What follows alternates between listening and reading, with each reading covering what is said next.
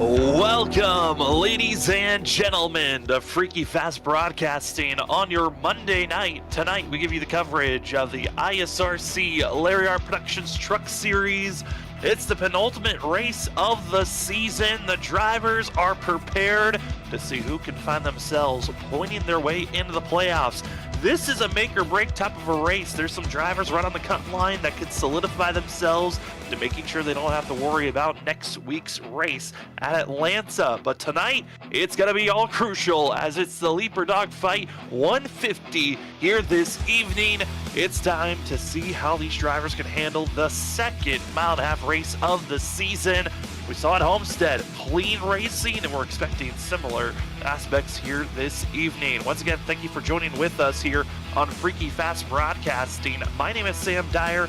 Joining me up the booth is going to be Zach Hall. And Zach, we are here at a mile-and-a-half Charlotte, a well-known racetrack if you're a part of the iRacing service. But man, these drivers seem like they are prepared for tonight's race. That they do. This place is one of the most well-known for sure, like you said, around all the service. So drivers are definitely very familiar with this racing surface. If you've started on iRacing, you probably started on this racing track itself. So it is definitely even the home of NASCAR too. So what a wonderful track here to look to close out the regular season with only 2 races to go after this Atlanta, of course. But tonight here at Charlotte, these drivers, I was watching them in practice fight the rear ends, fight the front ends. It's going to be a lot of low grip tire wear scenarios when we come here to Charlotte tonight, and it's going to be fun once we get that green flag. I feel like all the drivers kind of know how this vehicle is going to be feeling. I know some have been looking at past VODs to get prepared for this race. Others have been putting a lot of time and effort.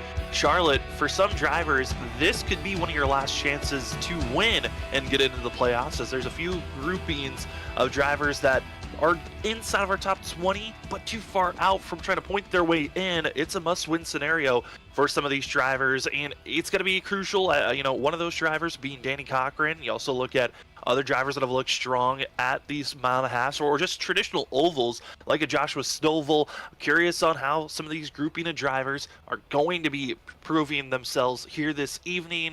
But first, they got to get ready for qualifying as Tyler Dengler in the Barbie machine gets prepared to get out there on track, and so do so many as qualifying is underway. They have 5 minutes to put down their fastest lap, but only 2 laps to do so. Zach, I feel like every week we talk about, is it the first lap? Is it the second lap? What are you feeling like? Which lap is going to be the most important for these drivers to focus on? I'm thinking here the intermediate style track like this, we're going to see it's going to be the second lap, more than likely, I would say. We'll of course have to see if that is the factor, but then at second lap, the tires will be much more up to temperature, as Mark Whitley here on the lower line here through 3 and 4. And I think this just, again, going to be starting such as a warm-up lap here, just trying to get some temperature build up, but don't spike those temperatures, because if you go out there and just start sliding around, those temperatures can quickly skyrocket. Kind of want to slowly work them in, and Whitley here just working the outside of 1 and 2. He'll probably work the outside of 3 and 4 here to get the better run coming to the start finish line for that second lap, but it's going to be all out when he goes down into 1 and 2 for this time. Mark Whitley got the pole at Homestead, as well as won that race and led the most laps back in race number 2, our one and only mile-and-a-half racetrack for tonight, hoping to grab the pole here this evening as the 77 and get back out on track. This 77, we call it a slump for him. It's been a pretty solid season. Mark Whitley missing 1 race that's put him at the bubble line, currently 12th in points with a 20-point buffer over Joshua Kanata. But if we see this 77 have another slip up of not finishing inside of the top 10, it could give an opening for the likes of Kanata and others to try to point their way into the playoffs heading into next week. Now, Mark Whitley with his win looks pretty solidified to be making the playoffs as long as he doesn't fall outside of the top 20, but that 77 wants the pole and wants it bad. But currently, top driver is Vincent Sora, now going to be Justin Campbell. And watch out for that ticker board. It's probably going to be changing as a few other drivers looked fast during practice. That there was definitely some quick speeds. As it looks down to 42, and Joshua Stovall's going to jump up to third there for himself. Samuel Garcia is going to hold that 5th position. Posey Sword in the 6th position. Free going to jump himself up to 7th. But yeah, definitely some close times there. But Justin Campbell, once again, showing a ton of speed. Last season, he made the Final Four. He was definitely the underdog in that, and he could be one of those drivers that really needs a great run here tonight.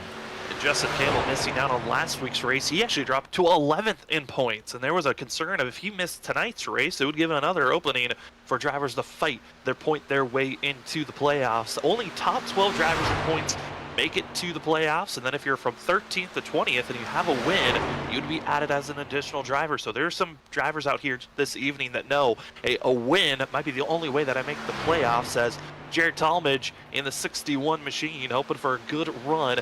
First lap was good enough to be in that 16th position, hoping for lap number 2 to have that little bit of extra something for this 61. Yet pull time is Justin Campbell, a 29.681. Seeing the 61, staying low, getting to that blue line, and that's where a lot of drivers said speed's going to be found through 3 and 4, and Talmadge looks good, and across the line it's going to be close, wanting to grab the pole if possible, but it's going to come up shy for himself, but still in the top 10, 6th for Talmadge. Great time still, more or less, for Talmadge there to go 6th on the board, but now watch the likes of the 2 of Danny Cochran, and we're talking about getting that white line. Well, he got a little too much of the white line, or sorry, the blue line, and he's actually going to abort the whole lap, so he'll be starting back around 13th. See where Cedric Hunter slots his way. It looks like 26th for the 13 machine, so tough qualifying there for the teammates. There are a couple of shocking drivers that were able to get really fast times for themselves, as Larry Yingling, after finishing his qualifying times, he'll be 17th on the board. Past winners of this race, or past strong runners of this race, I think Trenton Jump, he's deep in the field. This might be a shocker of watching drivers really march through the field if they've had some strong runs in the past, as seeing the 8 machine, Mark Morales, he's got 13 seconds left in qualifying, and it looks like this lap will be aborted, so he will not get 1 lap in, and the 8 machine will start back in 29th position. That's 28 drivers qualified, and it's Justin Campbell. Strong qualifying run for the 9 machine, and a pole goes to the 9. A great start for this evening after missing last week's race and needing to make a statement on his return, and he does so with the pole time. Definitely a statement, so to say, over the drivers the likes of Vincent Sora and John Forbes, who've been kind of the top 2 this season. So great statement for Justin Campbell as we head into the warm-up now. And for Justin Campbell, getting himself a pole, incredible to see another different pole sitter. It continues on with the trend. This will be our 10th different pole sitter of the season.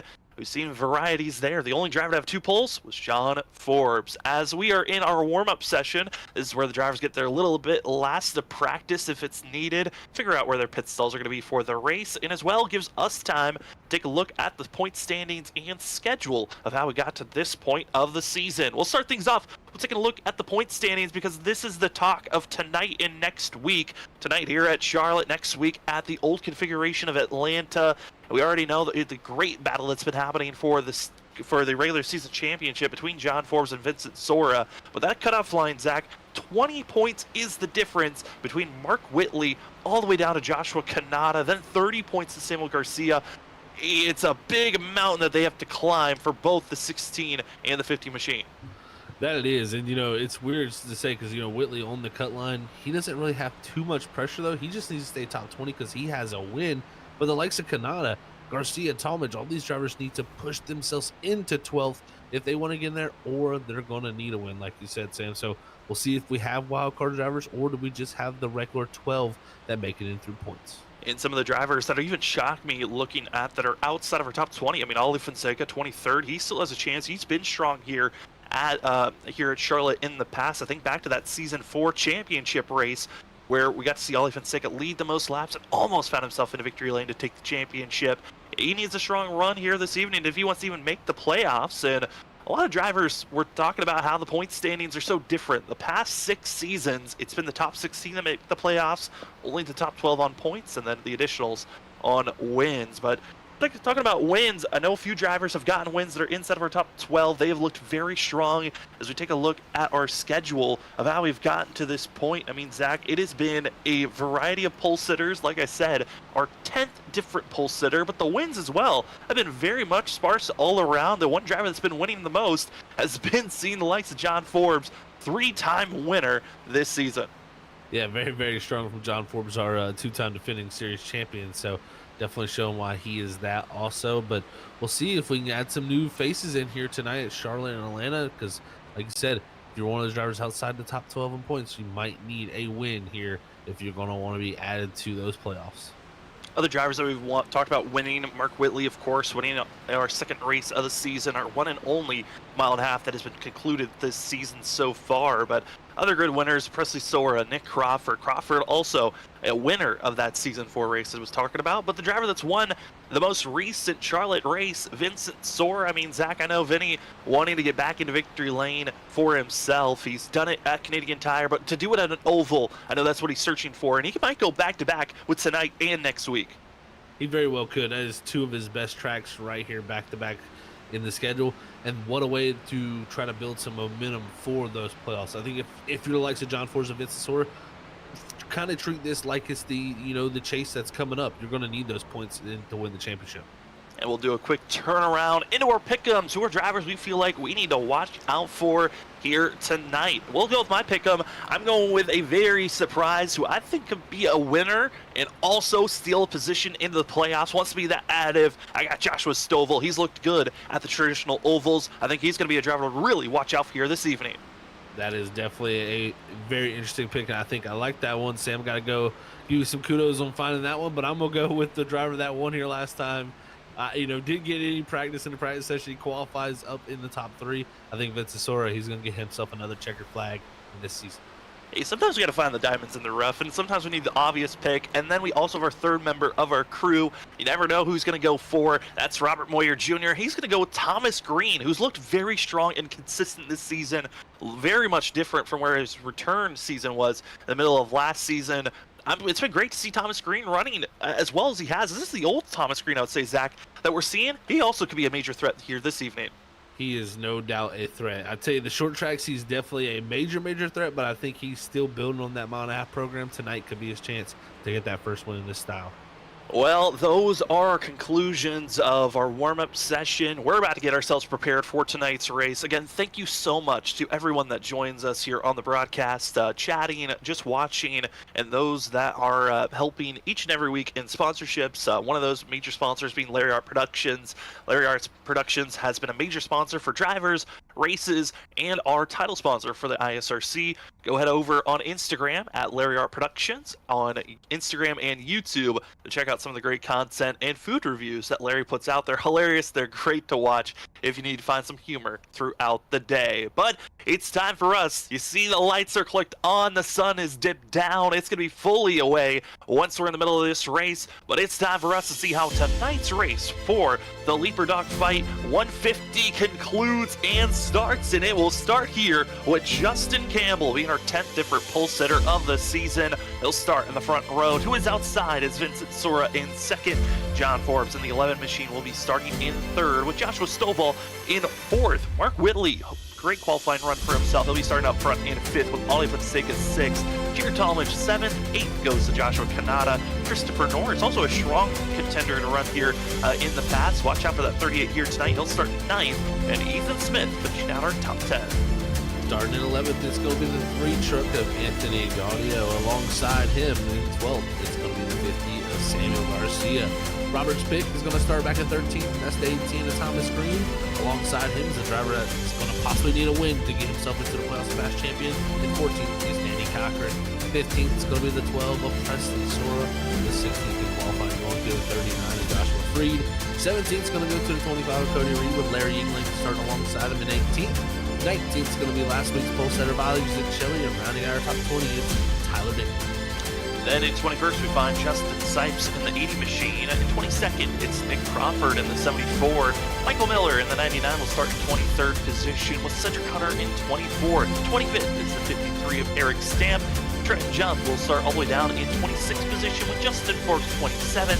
And 28th is going to be Braylon Alaster in the 31. And then final driver out there, shotgun of the field, it's going to be Mark Morales Jr. in the 8th machine. A couple of the drivers, though, will be sent to the end of the line after last week at New Hampshire. Got to see John Forbes get the victory, but a couple of drivers were given some L1 penalties. Those are start at the end of the line penalties for some of these drivers, and the 3 that were given penalties for reckless driving to Nick Crawford. He will be sent to the end of the line. Jared Talmadge at fault for multiple incidences. He was given an end of the line penalty to start out here tonight, and then as well going to be Justin Forbes sent to the end of the line as he was caught up at fault for some incidences as well. So some drivers going to start further on back. I think for Nick Crawford, Jared Talmadge, they're going to have a long night trying to work their way through the field, but up front, obviously strong contenders. Justin Campbell looking for his first win at a mile and a half. That's not the new Atlanta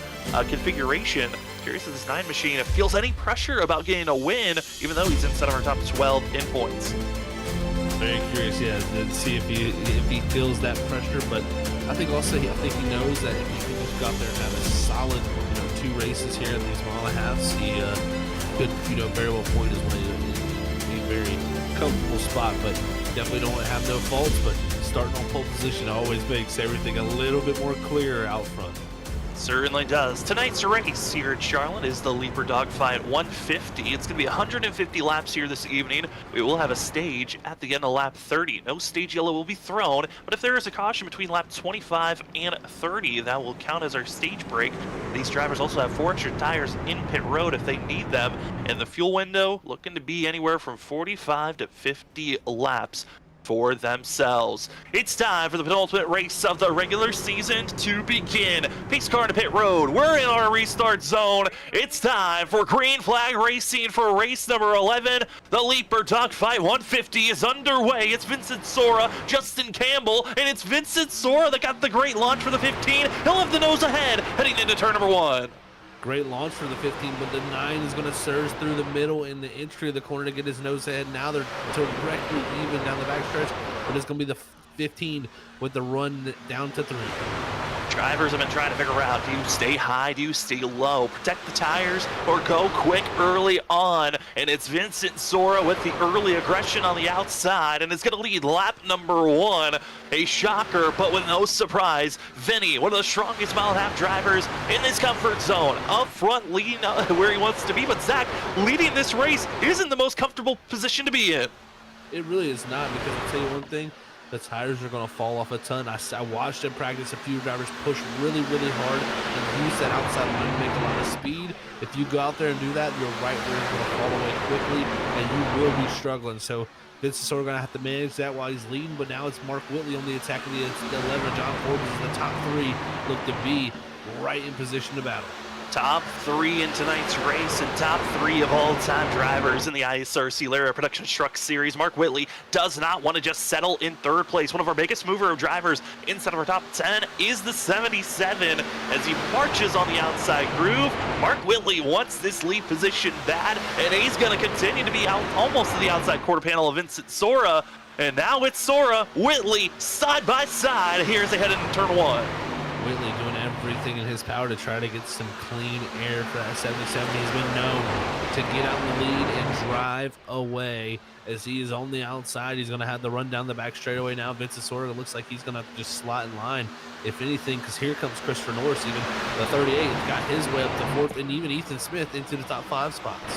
Yeah, and Christopher Norris said it's time to go, and Ethan Smith said I'll tag on to that train, and they've been moving together quickly. Now Ethan Smith, he'll latch on to the outside, where these drivers in the early laps are going to be having the faster lap on the outer grooves. Mark Whitley puts the fastest lap of the race, now leading up front.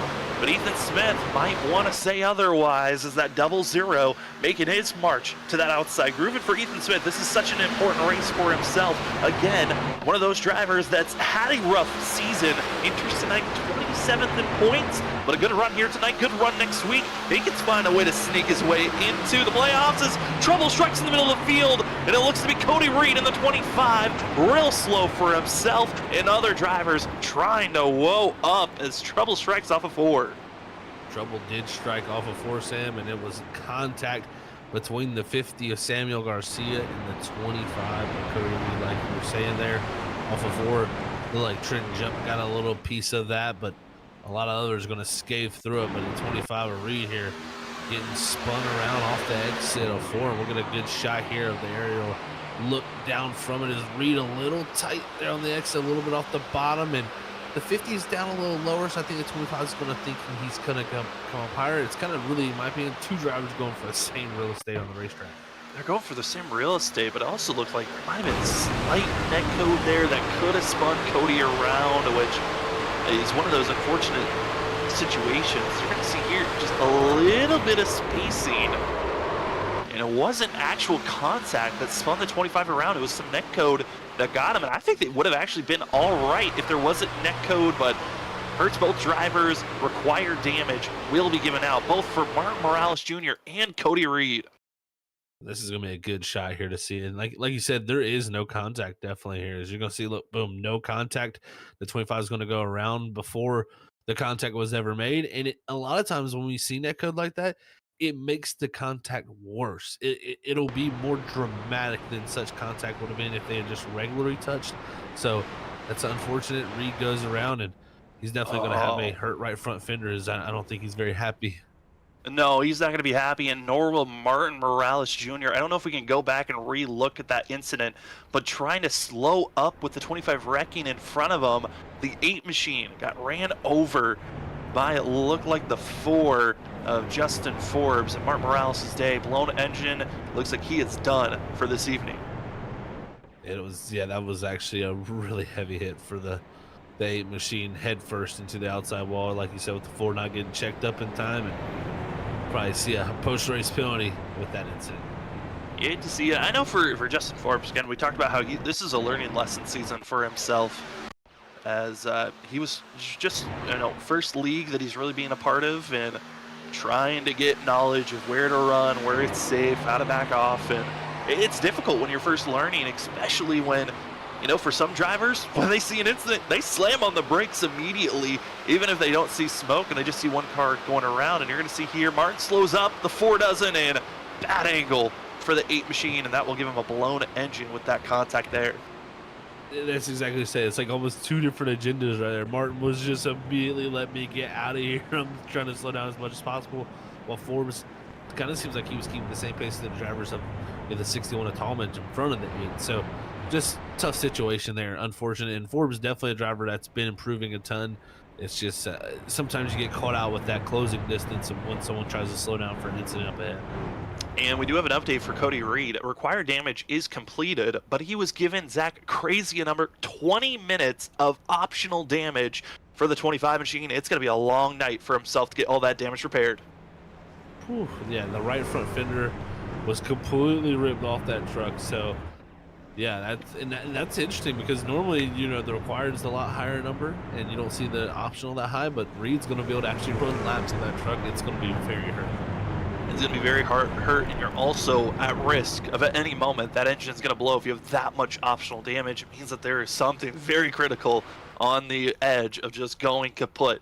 As up front, though, it's going to be 2 drivers that have had a legacy rivalry ever since season 1. They'll continue it on. Mark Whitley, Vincent Soar are going to be the 2 drivers up front. Mark Whitley, aggressiveness, got him up front. We'll see who else feels like aggression is going to assist them. Space car into pit road. The Leaper Dogfight 150 is underway as they enter the restart zone. And oh no, loaded contact is Christopher Norris giving a tap to Ethan Smith. And drivers luckily gave him enough space. Ethan Smith able to hold on, but we're already going to be 3 wide battling back in 8th position. Ooh, that was a wild restart, like you said, but 3 wide. It's Fonseca up top. Stovall in the middle, Cochran on the bottom, who's trying to work his way around as he'll get past the 42 of Stovall. Now they'll just be too wide down the back straightaway as everybody's trying to sort it out after that start.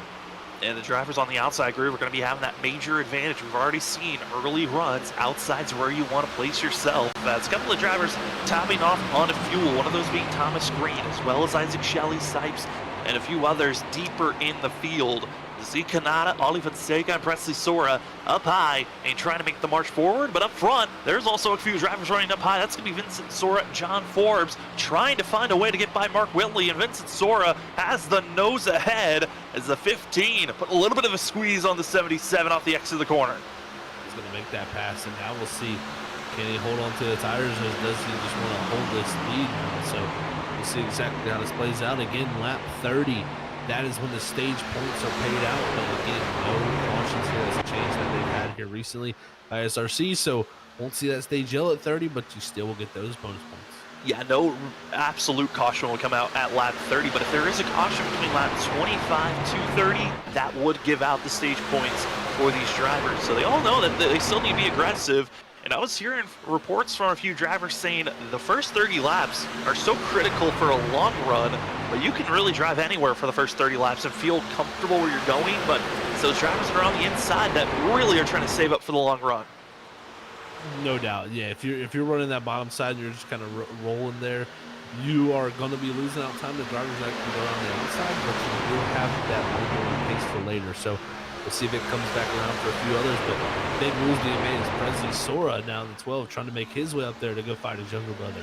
Trying to get up to that 15 machine, while the 00 of Ethan Smith still, I know, upset with the fact that he got ran over before they even got to the restart zone from Christopher Norris, and pushing the 00 back, losing a lot of ground as Cody Reed just puttering on the apron. Again, over 20 minutes of optional damage. He is extremely off the pace, but will continue to run laps. Is the 25 as everyone else in this field still side by side. Quick squeeze off the exit of the corners. And Zach, as this run progresses, I mean, that outside row, I'm curious on how comfortable they feel being closer and closer to that wall every lap that passes. Sure, because the one thing I heard from a lot of drivers, as the run goes on, you start to lose the nose of these trucks, so they start to push out towards the wall, and then as you try to get the turn down the racetrack, the rear end's going to kick out. So that push-loose condition only going to be worse up top, but a lot of drivers utilizing that outer groove right now as the speed is there.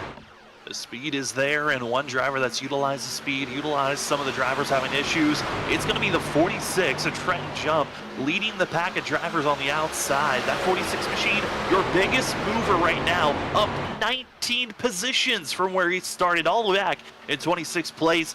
Great recovery for Trenton Jump, who has shown strength here, like I said, in the past. Jump is flying his way through here, and yeah, I mean, we had 3 past winners here at ISRC, you know, in this truck series, starting outside the top 20. And, you know, that definitely has a huge factor. And Jump of those past winners has been the one that's been really steadily climbing his way up. Nick Crawford's made his way to 15th, and Cedric Hunter's still back in 23rd. A lot of work for Cedric Hunter to get back into the mix here. See how well he can find the openings to go back or forth. One driver that's really fallen back now outside of the top 10 is the 9 machine of Justin Campbell, our pole sitter, as well as Ollie Fonseca, Joshua Stovall. They have all opted to just stay low, protect the tires, but it's put them in the hornet's nest, and I'm curious if they're feeling like this race could go long. We've seen in the past this race is anywhere from 5 to 2 cautions during the race. That's including, because of those past races, having a stage yellow. Curious if that stage yellow might affect this race in the past, that maybe gave a couple of extra cautions, and with there not being a stage yellow here tonight, the field knows, hey, we can go long, protect their tires for the later runs. But Zach, I'm looking at how much ground's being lost for the 9, for the 42, as well for the 24. This just seems like you're over losing at this point. It's going to be a lot of work to gain all this time back. It really does seem like it's going to be a lot of work to gain a lot of time. Oh, there's actually somebody way up the racetrack there losing a ton of time. I think, it's still the 25 of Reed, who's still majorly slow there. I saw that was one of the other cars there. But yeah, it is tough to, gain back a lot of time and lose that from the drivers farther back. But I will say, it's only about 3 seconds back to the top 20, just outside the top 20. So the distance is not too far. It's just the track position, I think, for a lot of these guys is right now we're looking at Crawford trying to make his way forward from that penalty. Joshua Freed in the 39, trying to make his name be known as currently inside of this group that's battling just outside of our top 10.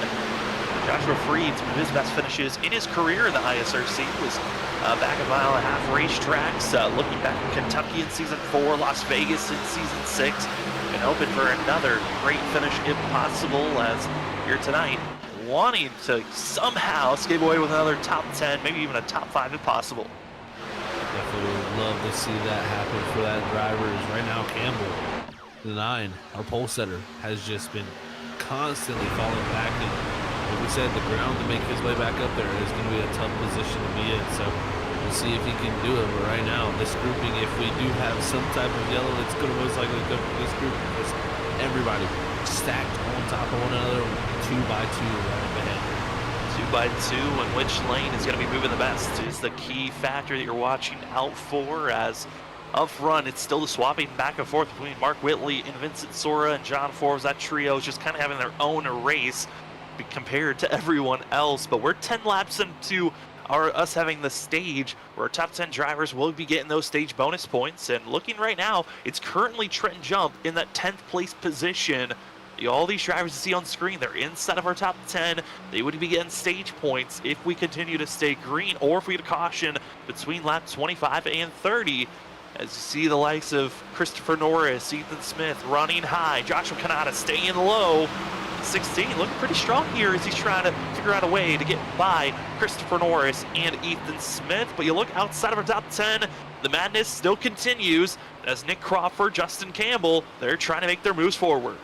Got to be patient here if you're Crawford, and these drivers know that they you can't just take one opening and think it's going to lead you to the promised land. You got to find a way around one driver, get into the outside lane, get to the bottom lane, get through the middle lane. And it's because of this stacked up racing. They're going to go past Reed here. You're going to see the 25 here come by, and that's going to stack things up a little more. But Trenton Jump, that 46, he charged his way up there, but he's starting to struggle a little bit. Now going to drop back to the 12th and actually just blinked out. Yeah, Trent Jump just blinked out. We don't know where he's going to be returning. If he's going to return, he is still gone. And in such a critical spot with so many drivers around him, this is a worry on where is Trent. Still not back on the server. Trent Jump is finally back in the server. He's back in 15th position on the apron. He saw how long he was gone, just giving up on points, giving up position, and what a critical move by the 46. You can get a huge kudos and applauses because he could have just stayed on track, and that could have been a big wreck caused by the 46 disappearing and returning. Oh, no doubt. Yeah, that was definitely very respectable from Trenton there, just to pull over and let everybody go, because that is such a dangerous position to be in. Is right now, look at this group, and this is the battle for fourth on back. It looks like Christopher Norris got the pass done on Ethan Smith. As Smith starts to struggle now, Kanada's going to work his way. But here comes Presley Sora, 3 wide down the back straightaway, trying to find the way around the top. 3 wide for 5th place. Ethan Smith going to be stuck in the middle. Presley Sora on the outside. Joshua Kanata feeling like he really needs to be making some big moves after being caught up in an early wreck last week at New Hampshire. Joshua Kanata needs a fabulous run, and also needs Mark Whitley to just fall apart here this evening. Rule number 1 is just stay out of trouble. Well, being 3 wide is not a comfortable place as the 00 continues to stay low, not giving a lot of space for Kanata, and he just has to hug that blue line, which is so hard to do here at Charlotte, and keep up with the rest of the field around you. This is so tough for Kanata. He wants to clear this 00 because he went to go past him, but he loses 2 spots while getting stuck on the bottom of the 00. Now going to get a bad run here off the exit again. Have to hold the 24 to push him, but Ethan Smith really holding up the 16 right here. But that's that's what the outside line does when you are able to hold on that door like that. The 00 is able to stay there and keep that 16 pitch down the racetrack. But here comes the 74 Crawford. He's trying to utilize the draft. Same with Justin Campbell, the 9. Some drivers who say it's starting to come forward. Trying to fight their way forward as quickly as they can. And for Nick Crawford and Olive Fonseca, almost contacts the 24, has to check up with a big wiggle in the center of 3 and 4. And luckily holds on, but Joshua Kanata This has got to be so frustrating. Like we said, was trying to go for a pass. Instead, we'll lose even more ground as the 74 will go high. Presley Sora up to 5th place for the 12 machine, and a few other drivers still lingering further on back. You have Anthony Gaudio, who's returning. Has done part-time this season. It's great to see the 3 back out there on course, but Joshua Stovall, I'm curious, Zach. I mean, he was one of those drivers that really backed off on his pace. He's not been able to find an opening to really push and go forward. You know, he's had some great pace watch the lap times, but just kind of stuck right here behind this traffic of, you know, log jam with cars. So this is what happens. You know, you give up that time and that speed there to hold, you know, to have the tires, but sometimes the stack up ahead of you just doesn't open up the right way. And the 42 here, right here behind the likes of the 39 free, he's going to have to make a decision here, but he's going to be stuck behind the 39. That's going to allow the 3 here to dive to the inside. Joshua Stovall rocking tonight's race sponsor of the Leaper Dogfight 150 on this machine. Putting away the brown for tonight, but still wants to show proud, be proud here tonight with his run. Trying to figure out how to get by Joshua Freed, impossible, but we are on the final lap of the stage. It's John Forbes, Vincent Sora up front. It looks to be all the 11. As we were watching at the madness around that 10th place position, John Forbes was patient. He allowed Vincent Sora and Mark Whitley to have their own bicker and squabble. Well, it doesn't matter. Your stage winner goes to the 11 of John Forbes. As the rest of the field, Zach, for the 2nd week in a row, we get to race through the stage. That we do, racing through the stage here, lap 30, so we'll get that yellow flag, and now if the yellow flag does come out, it'll just be a natural one. So we'll see how this all shakes out. But Forbes, excellent job there passing both the likes of the 15 of Vincent Sora. First, he worked his way around the outside of the 15. Then he worked his way around the inside of the Mark Whitley, and then Vincent Sora finally worked his way around Mark Whitley. Those two have kind of stuck together ever since the Sora's passed them. The Forbes continuing to open the gap. The 11 showing some of that dominance that he had in the likes of Homestead, you know, in the past seasons at non-hats.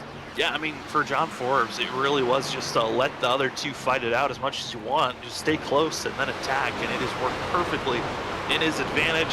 Teammate of John Forbes, Christopher Norris, trying to figure out a way to close in the gap on her top 3, but he seems to just be too far back. Not enough draft assistance to really make a dent on it. And looking at other drivers in the middle of this field, this is looking to turn into a long run race where, Zach, this is the fun. We're over 30 laps into this run for these drivers. We've had that one caution. We're around that time where those tires are going to change. Who was aggressive? Who was being patient? We're going to get a clear sign here in the next 5 to at least 10 laps. Oh, for sure. We've gotten past that threshold, so to say, of, you know, kind of go as hard as you can. Now it's going to show up to who has really got some tires, and we'll see how far they look to stretch out this field. I imagine you want to take this as far as possible, just, you know, to open up as many strategy possibilities as you can. Right here, we're watching this grouping. Thomas Green struggling a little bit with his teammate Jared Thomas behind him, and Cedric Hunter as the 13 tries to find his way around the 61, also trying to follow the 13. Well, the fun thing about this group of 3, they're part of the grouping that pitted under our last caution, and only caution of the day. They came in, topped off on fuel. Also joining with them in 21st place was Isaac Shelley, Samuel Garcia, Larry Yingling, Sipes, as well as Justin Forbes. Topping off on fuel, meaning that they're good to stretch it to at least that lap 50 marker, and they might even be able to stretch it out just a little bit further than that to make sure that they're good on fuel, and they don't have to worry about going into a fuel-saving run later in this race.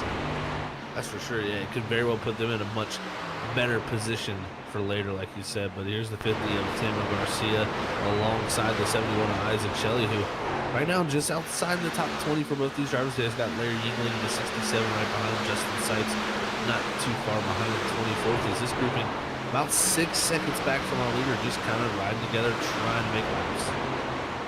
Trying to make laps as Samuel Garcia caught up in that wreck that started this race off. It was still, I think, the shocker of the season.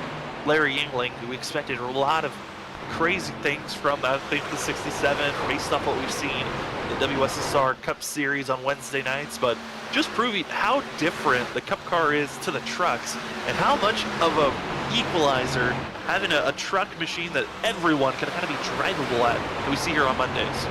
Oh, for sure. This thing is, I'd say, much more a wider range of forgiveness when you're driving it. You know, you have a little bit more of that feeling in the truck before things happen. and also a little bit more of aero games, in my opinion. I mean, the next gen car don't get on, the aero games are very, very strong also. But in these trucks, the draft, the aero, everything about it is just so powerful that you have to utilize it to the best of your advantage. I think that's why some of these drivers get the most out of each and every week, and knowing how hard to push these tires also. Yeah, looking at this field, I know some people in the chat kind of surprised on the fact that we're green. We've only had one caution. You look at the past of how this season has gone.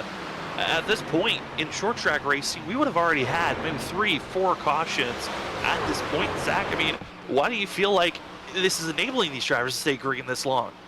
You know, in a track like this, it's more flowing. You know, there's not really a braking zone. Yes, you can see here from watching Christopher Norris and Presley Sawyer, the 38 really flies into the entry there, while the 12 kind of pulls away later through the corner. So, there is different braking points and different slowdown points.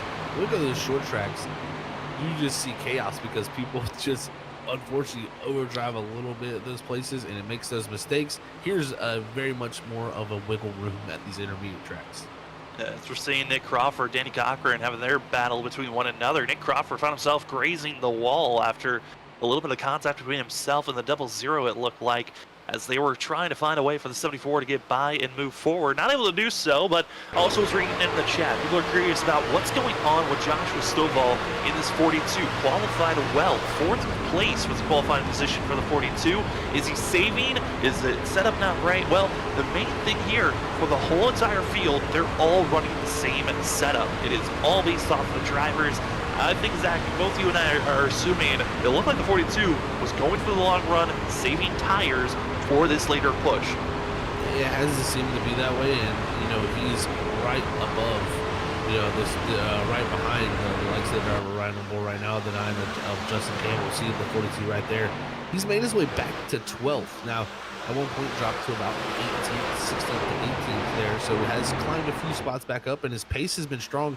But a lot of this grouping right here, their pace has been very similar. We got the likes of Crawford, Norris, Cochran, who are starting to struggle. The likes of the 2 are starting to drop back a little bit. But everybody's so similar in paces. The 2 a little loose there at the 9 jump to the outside, that everybody that saved is kind of stuck in limbo right now while they all try to go forward together. Trying to go forward if possible, as a few other drivers starting to blink throughout the field. Trent Jump continuing to have some issue for the 46. He is all the way back in 25th position when he was one of the leaders of going forward. You hate to see that for himself. I know also Jared Talmadge, who runs 15th, he's having a slight leaking issues, hoping for that to get cleared up, as Christopher Norris is on the downhill climb. 38's tires that he worked so hard. Both himself and Ethan Smith were trying to make that push to catch up to our top 3. It just didn't work out for Christopher Norris to latch onto the draft. It just took too long to try to catch up. It looks like for Norris, it is the waiting game until pit road calls, as he tries to survive on the outside, defend every position possible, as Joshua Kanata in the 16 trying to make the pass to get by him. Also, you can see that 42 machine in the Leaper Dogfight 150 colors is the 42 of Joshua Stovall. He's currently trying to get back into the top 10 if possible, but looking at the laps that are ran currently, Zach, pit road, it's gone here very quickly. And it will be. It will definitely be followed pretty quickly as that window will open up around lap 50 to really make, your one of 2 possible stops if this race was to go green, because I see a lot of people starting to struggle with the rear ends of these race trucks, starting to get really, really loose and just hang on to the balance. So right now, a lot of drivers, I think, considering that for sure, is watching Ethan Smith and Ali Fonseca battle, and 2 great runs for drivers who've had a up and down season. So great runs for the 24 and the 00 right now, long into this run. Trying to prove this track they've had past success, and they want the success to continue if possible, as Justin Campbell and Nick Crawford have their back and forth. Ali Fonseca to the inside of the 00. They continue on this march, and as we continue to watch all these battles, the one thing that's been consistent is the gap building from 1st to 2nd place. John Forbes is just hitting a different level right now, as he has over a 2.5-second lead over Mark Whitley. And I mean, Zach, I knew that there was going to be a tire drop-off between our top 3 of seeing the divide between John Forbes, Mark Whitley, Vincent Sora, and seeing our leader currently and 2nd and 3rd fall back. But this is crazy to see how massive a difference it is now. And now with the fact that pit road's calling, I'm curious on what the thoughts from Mark Whitley and Vincent Sora are going to be. Is it an undercut pitting sooner than the 11, or is it trying to push as far as you can go? Yeah, that is an ominous sign. I mean, almost a 3-second gap that John Forbes has built up. And I've been watching lap times. He's running a 31.8 to a low 8, you know, every single lap around, while most drivers are in the 32s. Really, the only people I see that's kind of somewhat, you know, in at least a 10th of a second range is Presley Sora in the 12. He's actually making some very good time in the 4th position, but our 2nd and 3rd place drivers both 2/10 slower, and then some of the other drivers 3 to 4/10 slower than this guy out front. Forbes, I mean, right now completely in a different level. He can stretch it out really far here. He has a lot of options available to him with the pace he has. He certainly does have all the options in hand, as the battle for 2nd place still close between Mark Whitley and Vincent Sora. As you can see on screen, the 15 trying to figure out if he wants to go high, low, as a little bit of blinking issues both for both Sora brothers in 3rd and 4th for a quick moment there, as they're back out on track. But we fall back to the battle for 5th place, and Justin Campbell, our pole sitter, is finally up to 5th place and having some space to work with. And I think this is going to be our first sign, really, after he gets by Ethan Smith, of what speed is left in these tires. And for Justin Campbell, realizing maybe he gave up too much too soon to our other top 3.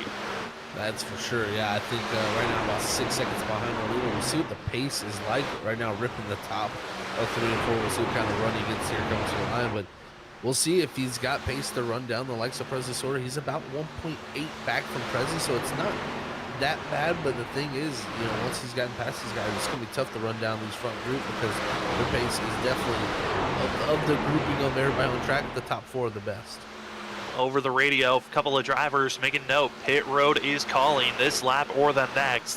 One of those being Mark Whitley. I think a little bit of charm chiming over Christopher Norris. They're all trying to figure out the perfect lap to hit pit road. And for Mark Whitley, it's this lap currently. Presley Sora going to be following in with the 77, and a few other drivers further on back not going to be following in suit into this lap. Christopher Norris, though, does go into pit road. So our 3 drivers that are going to be the first for the screen flag pit stop: Mark Whitley, Presley Sora, Christopher Norris. And everyone else seems like it's this next lap and the next that we're seeing everyone making the call.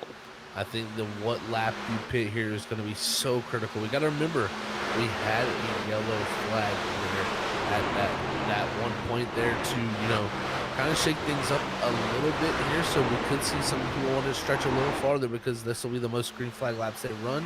But right now, pit road's still getting busy. John Forbes, our leader, he decides, you know, no longer can he wait. He comes down, Vincent Sora in 2nd, he follows him down. As well, going to be Ethan Smith and Danny Cochran into pit road. Still, majority of the field needing to make a stop. And those that are leading that topped off with fuel out of caution, Cedric Hunter in the 13, currently is on track in 7th. He's going to be the driver that can stretch it out the furthest of anyone. And that's going to be the big question, because of the fact that the fuel runs that we were given was around 49 to 48. I'm curious if these drivers are thinking, okay, let's just stretch it out to 54, 55. We know we can go that far on fuel. Do we want to go any further than that? I'd have to agree with Sam. I think this kind of gives them more wiggle room, so to say. I mean, with the caution laps we've already got, we see the likes of Campbell, Fonseca, Crawford. None of these drivers have pit. They're still able to stretch it here 52 laps. If you're Cedric Hunter, you might be able to go even a few more laps than this. So we'll definitely get to see here, but I think he's coming down. But these drivers waiting this long have definitely built them more of a buffer than some of the drivers who pitted at 50.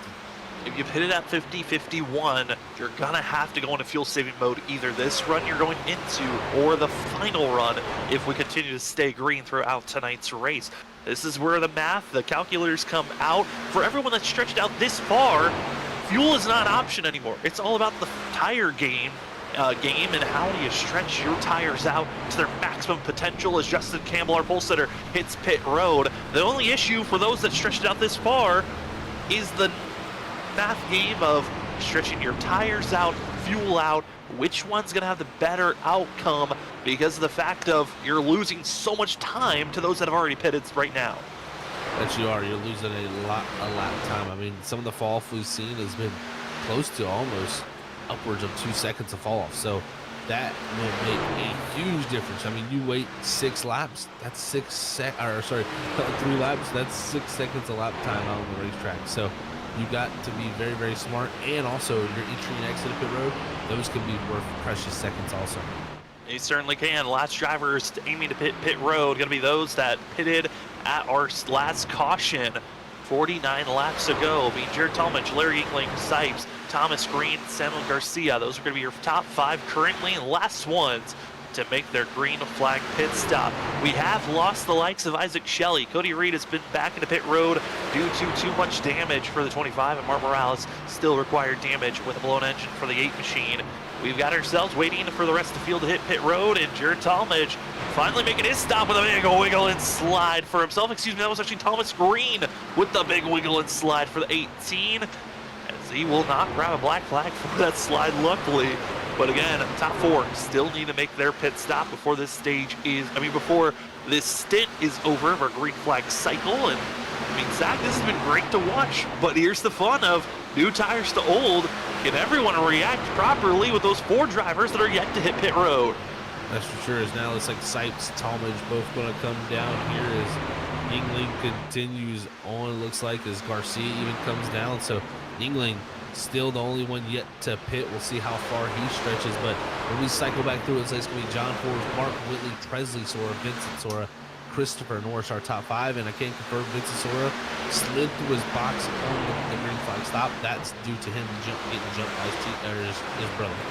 And missing over 2 seconds with that slide, and that's going to hurt him here this evening, as we're over a third of this race done and still needing to see Larry Inkling hit pit road. He might be banking on a caution if it's going to come out, but there's so many drivers that know his fuel is also very limited on the many laps he can stay out for. But for us, some of the booth, we will step away. This race has been green besides 1 caution, and that was all the way back on lap number 10. We have finished up the green flag pit cycle once Larry Inkling hits pit road, but we will be back with more racing action right after this, as you've been watching the Leaper Dogfight 150 at Charlotte for the ISRC Larry Productions Truck Series. Like I said, we'll be back right after this for more Charlotte racing.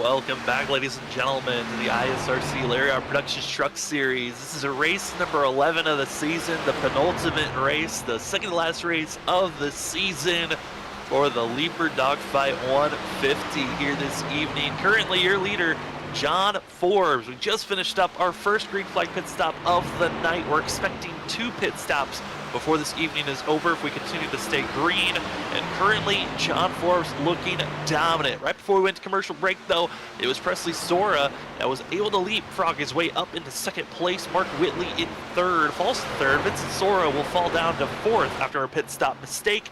Currently, fifth place, see on screen, battling with Nick Crawford. It's Joshua Stovall and Nick Crawford for fifth position, and both drivers, some of the freshest tires on the track. I mean, Zach, I'm looking at our top 10.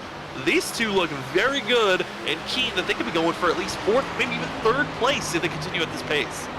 Yeah, and I gotta say, like, a lot of these drivers who stayed out late really benefited. I mean, I look at the likes of Cedric Hunter, Joshua Stovall, Nick Crawford. You know, they really stretched a little bit farther than most of the drivers ahead of them, and it really has seemed to come back around for them. I mean, you know, some of the earliest pit stop guys like Christopher Norris, he's all the way back to 9th already. He's going to be in trouble here quickly because he's falling into the likes of the group that is really stacked up right now. That's about 12th on back.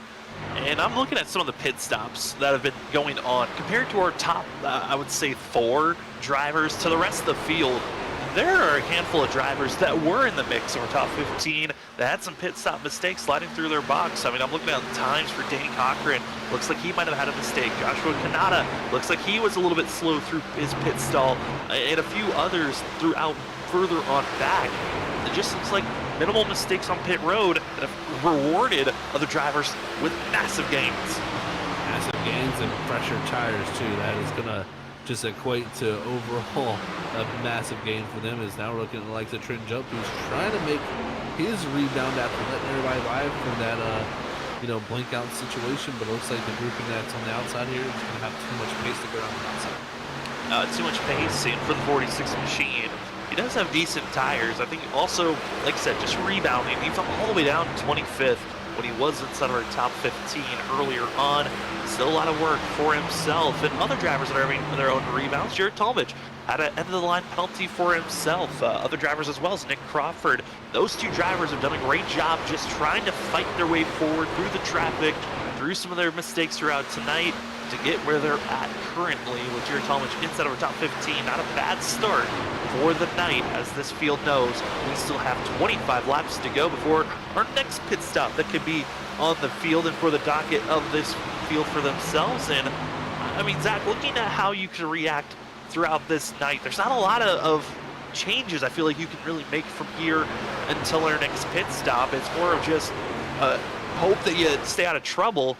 But are there any drivers of note that you've realized, you know, they're having pretty decent days and surprises for others?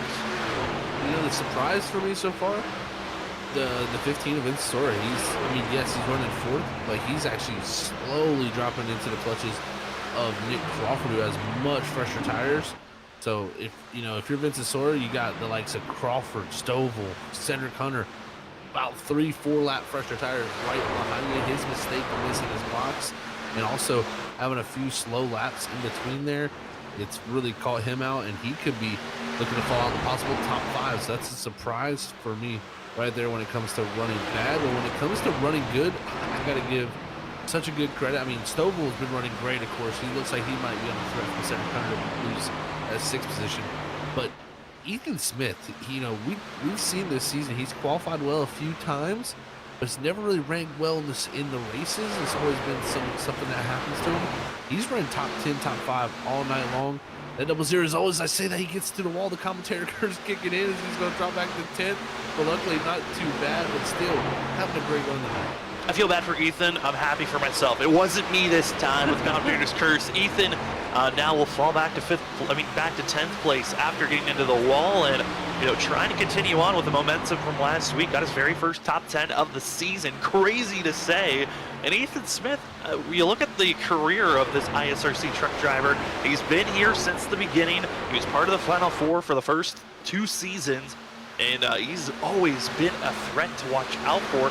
crazy enough though, Zach, he's a 6-time winner in this series. Last time he won was all the way back in season 3, 2 years ago. It's crazy to think for this Double Zero. I know he missed the season, but he was hoping that this season was going to be his redemption season.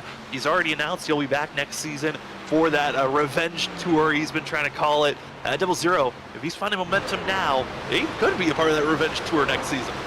It really could be, man. I tell you, this is what you got to do is build up some confidence and momentum in a season like this where nothing's on the line right now for him. He just needs to go out there, get the confidence up, and be the Ethan Smith of old, and he will be right back into the mix. I think tonight bodes well for his future here at ISRC, but right now, we look at the two of Danny Cochran. He was having that great run. He was really driving his way up through that first run. Started to struggle late there in that run, and now is dropping back to the clutches here of Thomas Screen and Anthony Gaudio again. So maybe a little bit of those tires being much older, having about 27 lap old tires to Thomas Screen's 22 lap old tires are starting to show up.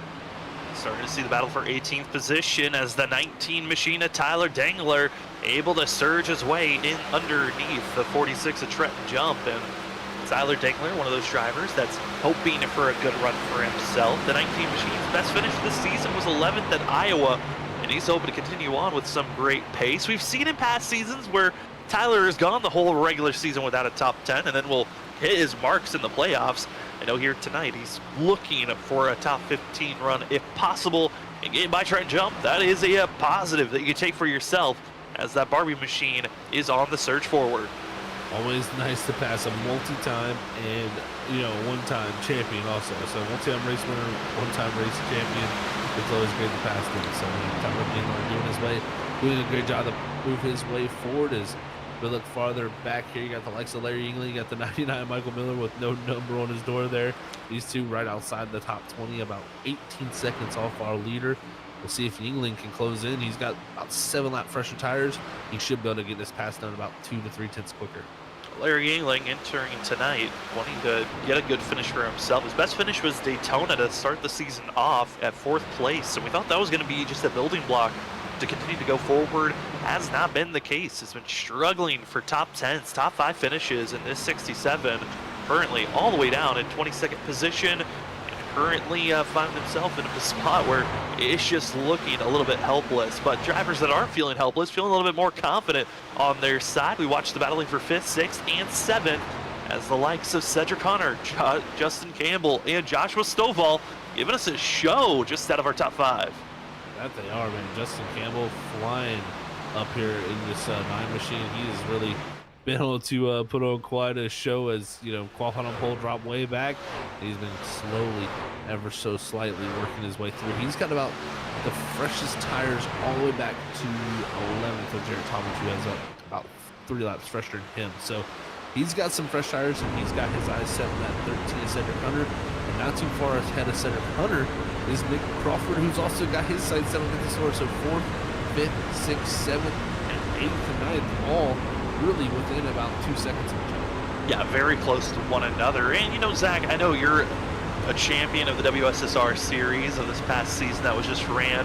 You, as a driver, what is it like when you have a long green flag run and you take all that knowledge after that first pit stop and take it into the second, where it seems like with everyone so spread out, we're not looking to be seeing another caution anytime soon unless someone has a major failure pop up? It's huge. The learning phase that you can have is very, very good, but also you can actually have a slight mistake when you're not near, your competition and you're kind of spread out, so to say, like this. Sometimes it's easier to overdrive the car. Sometimes it's easier to underdrive the car. So when you get these big separation gaps like this, it can make this next run a little bit more interesting because, that first run you're stacked up with everybody in the draft, in the dirty air. You're kind of learning more as this run even goes on itself. This will really tell for that final run as we near that final pit stop around lap 100. So we'll get to see how that works out. But as a driver, you got to go out there and learn everything possible to make yourself better as that race goes on. Because if you don't get better, you're only going to get past. Saw there Nick Crawford brushing the wall off the exit of turn 2, and drivers are feeling the pain on the tires. Multiple drivers I've been watching throughout the field. Exit of the corners have been getting tougher and tougher, and Curious if we can get the weather up here shortly, as the field's been in a spot, Zach, where we have seen the ups and downs in past races, but the track currently in a pretty stable spot for themselves. Not expecting a lot of change from here on out, but track temp 84 degrees. The wind has been what's fluctuating a lot, but we're over 30 laps of the run for some drivers, and the tires are showing a lot of weakness throughout the field. No doubt, yeah. This wind is actually been pretty wild to watch. It's been going anywhere from the lows of a 2-mile-an-hour wind I saw at one moment to up to an 8-mile-an-hour wind. So it really will fluctuate. You can see it's went down to 3, up to 6. So that wind can have a huge effect, especially the direction is. It looks like it's coming from the southwest.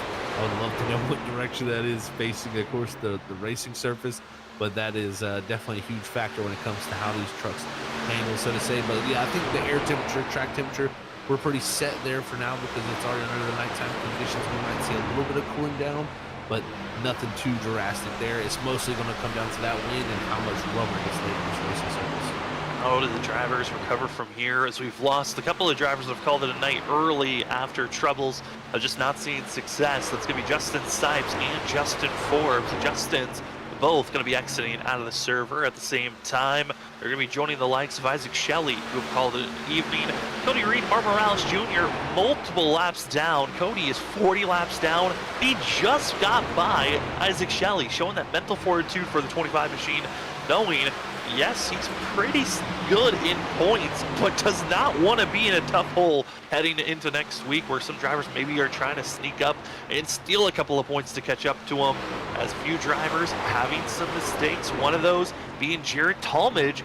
Big mistake for himself out of 4, as hard contact for the 61 machine, losing over 3 positions. And Zach, he is falling quickly, now down to 21st position. Jared Talmadge required damage after contact to the outside wall off of 4 just a few laps ago.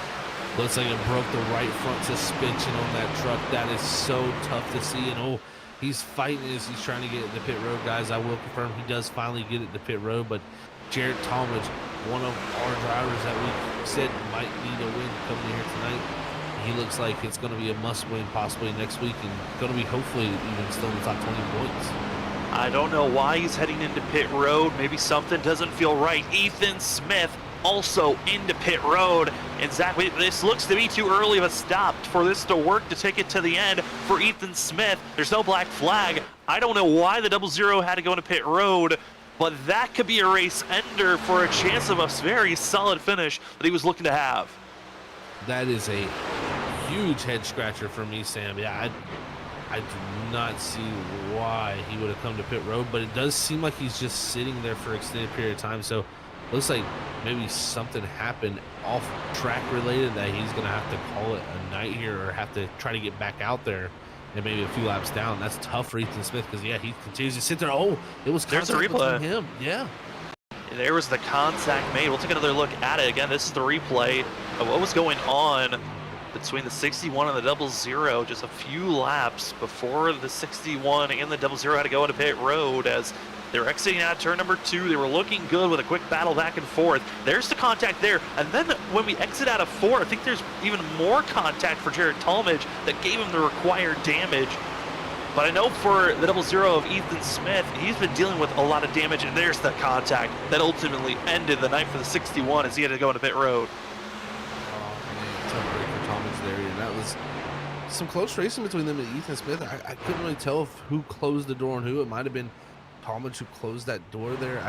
It was kind of hard to see exactly what played out there, but I will say this much: that was so tough for both those drivers for heat and as they will be finding Jared Talmadge quick repairs and back out on track. Ethan Smith just enters pit road and will be back out on course after serving a little bit of time for himself to get repairs done. And both drivers were looking for strong runs here this evening. Not going to be the case, as we are back for them out there on track, but we continue to stay green. And Zach, we were talking about it during our commercial break as we finished up that first green flag pit cycle, and the difference in pace between all these drivers.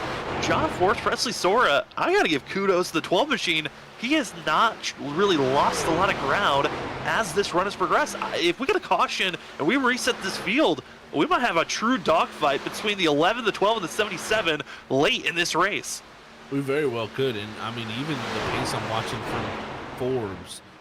from Sora, Hunter, Campbell, all those drivers really in the 3190s range of lap time, and that is, in my opinion, setting up.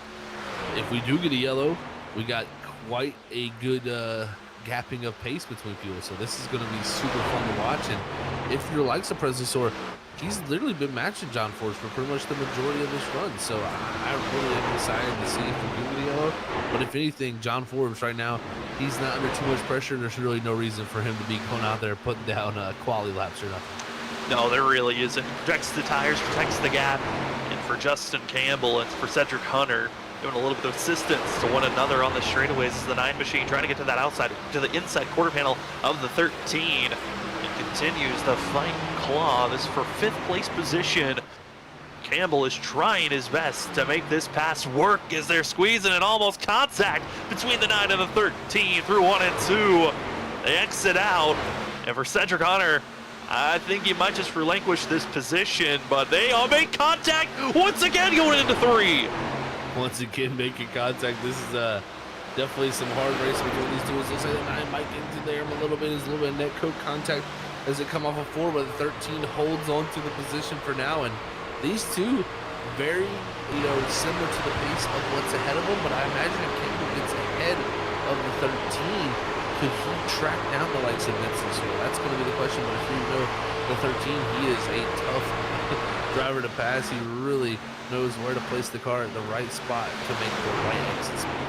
One that's enjoying this is Ali Fonseca as he closes in on the gap for that 5th place position. Other drivers further on back, as saw there for a quick moment, Nick Crawford in 9th, Stovall still in 8th place. They've lost a little bit of touch to this battle that we've been watching, but I am shocked to see the contact that was made going into 3 there.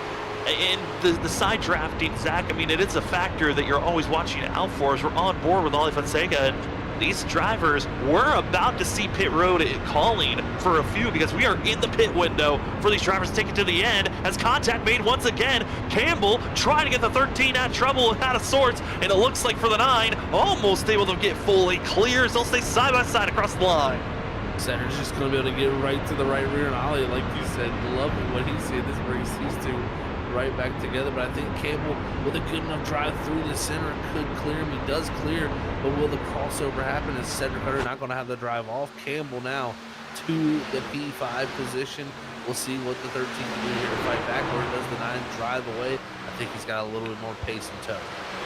As pit road calls for the likes of Presley Sora, as he has to enter pit road, be the first one to do so. He can take it from here to the end. Rest of the field, when do you want to make this stop? As Cedric Hunter, Justin Campbell giving us one of the best shows up front. I know in the middle of the field, there's also been a couple of other battles between drivers around that 12th, 10th, back to 14th position have been giving us a good show as well. But Justin Campbell finally gets clear, but was it worth all that fighting? Because they have to still another 3 more laps to go. And for Cedric Hunter, I mean, he could just give up and say, thanks for the battle. I held you back as long as I could. Now I'll head into pit road and get service done. As other drivers do hit pit road, that's Mark Whitley and Vincent Sora into pit road. These two will see how much longer they take it out front. They're going to have trucks on new tires trying to come through the field. And as these drivers look to hit pit road, our leaders right in the middle of all of this sequence with some new tires are definitely under threat. We have Stovall here in the 4th position, about 2.3 back from the lead at the moment. As we continue on, riding on board with the 42 of Stovall. Currently 4th place. You see pit road calling here very shortly. As the field continues on green here this evening. Crazy to think, Zach, that we've been green for this long. Our only caution all the way back at lap 9, and we've been green ever since. At 1 full green flag pit cycle, now looking for our 2nd full green flag pit cycle as half the field still need to enter pit road. Yeah, they are still need to hit pit road. It looks like a few will be takers. Oh, Cedric Hunter! Oh, Ollie Fonseca looking to have trouble between one another. For sure, it's the 13 around. I don't know if they made contact, and it wasn't contact. Cedric Hunter just locking up the rears on pit entry. Oh, having that brake bias too far back and just going in a little too deep. The 13 with the major mistake, going to lose out a lot of time here. We're going to get to see this on replay. And Fonseca, I think, even had a little slide of the rears too, almost maybe kissed the wall there on entry, but he's going to skip by all of this. You see Mark Whitland, the new tires going by. Center corner there, just the rear end just stepping out, and he's in a tough spot here to get turned around too. Luckily, he's got the opening in the wall. Both all the drivers pitting there, he had to wait. Had to wait, was able to get by as the field continues to race on. Larry Yingling going to be now the new leader as he can stay out for another 5 to 6 laps compared to the rest of the field that's going to have to pit in the next lap to 2 laps. As we are almost fully concluded with this pit cycle. It has been a fabulous run here tonight. Thank you again to everyone that's been tuning in throughout this evening. I know you Stovall fans are loving the fact that the 42's been having such a good run so far, and this was the money stop, Zach. And currently looking at the gaps right now, looking at Presley Sora, he did gain time with that early pit stop over John Forbes. That he did, and we'll see if that can make some inroads on the likes of Forbes, who, yeah, it's still about a 3-second gap, but Sora kept it pretty even last time. That can start to play with the mental a little bit, maybe pressure that 11 into a mistake. Joshua Freed, Tim Garcia almost going 3 wide as seeing the 19 and the 38 making their way forward. Still waiting for a few drivers to make their final stop of the night. A few drivers that, again, pitted early will not make it to the end. Michael Miller in 7th place position, as well as Ethan Smith in the 00 and Jared Talmadge. They will not be able to make it to the end of this race before making another pit stop. On top of that, Garcia now entering pit road. But Larry Yingling, Trent Jump, they're the final ones to have to enter pit road before everyone else seems to be good so far, and it is continuing to look clean and green. A lot of spacing all around, but John Forbes looks to be the true contender at this moment as Presley Sora doing everything in his power to run down this 11 machine, as Sora putting down some of his best laps of the evening as he's cut down the gap to 2 seconds. But Zach, I'm looking at John Forbes. He's not even trying. The 11 is just saving his tires as he's seen the 12 run down him every single lap. He really is saving a lot, because right now, Sora about 4/10 faster, Mark Willie a half a second faster, Vincent Sora about a 4/10 faster. So yeah, all 3 of the other drivers that were behind him before pit road pushing much harder than this 11. We'll see, because the gap now down to a 1.5 seconds. Whitley also only 3 seconds back. It's the chase, it's the rundown, and for us, we're going to take our final break before we call the end of this race. It's been a pleasure to give you all the calling here for the ISRC Lara Productions Truck Series. Tonight's race is race number 11. It's the Leaper Dog Fight 150. It's been a pleasure to call. We'll be back right after this for more Charlotte action.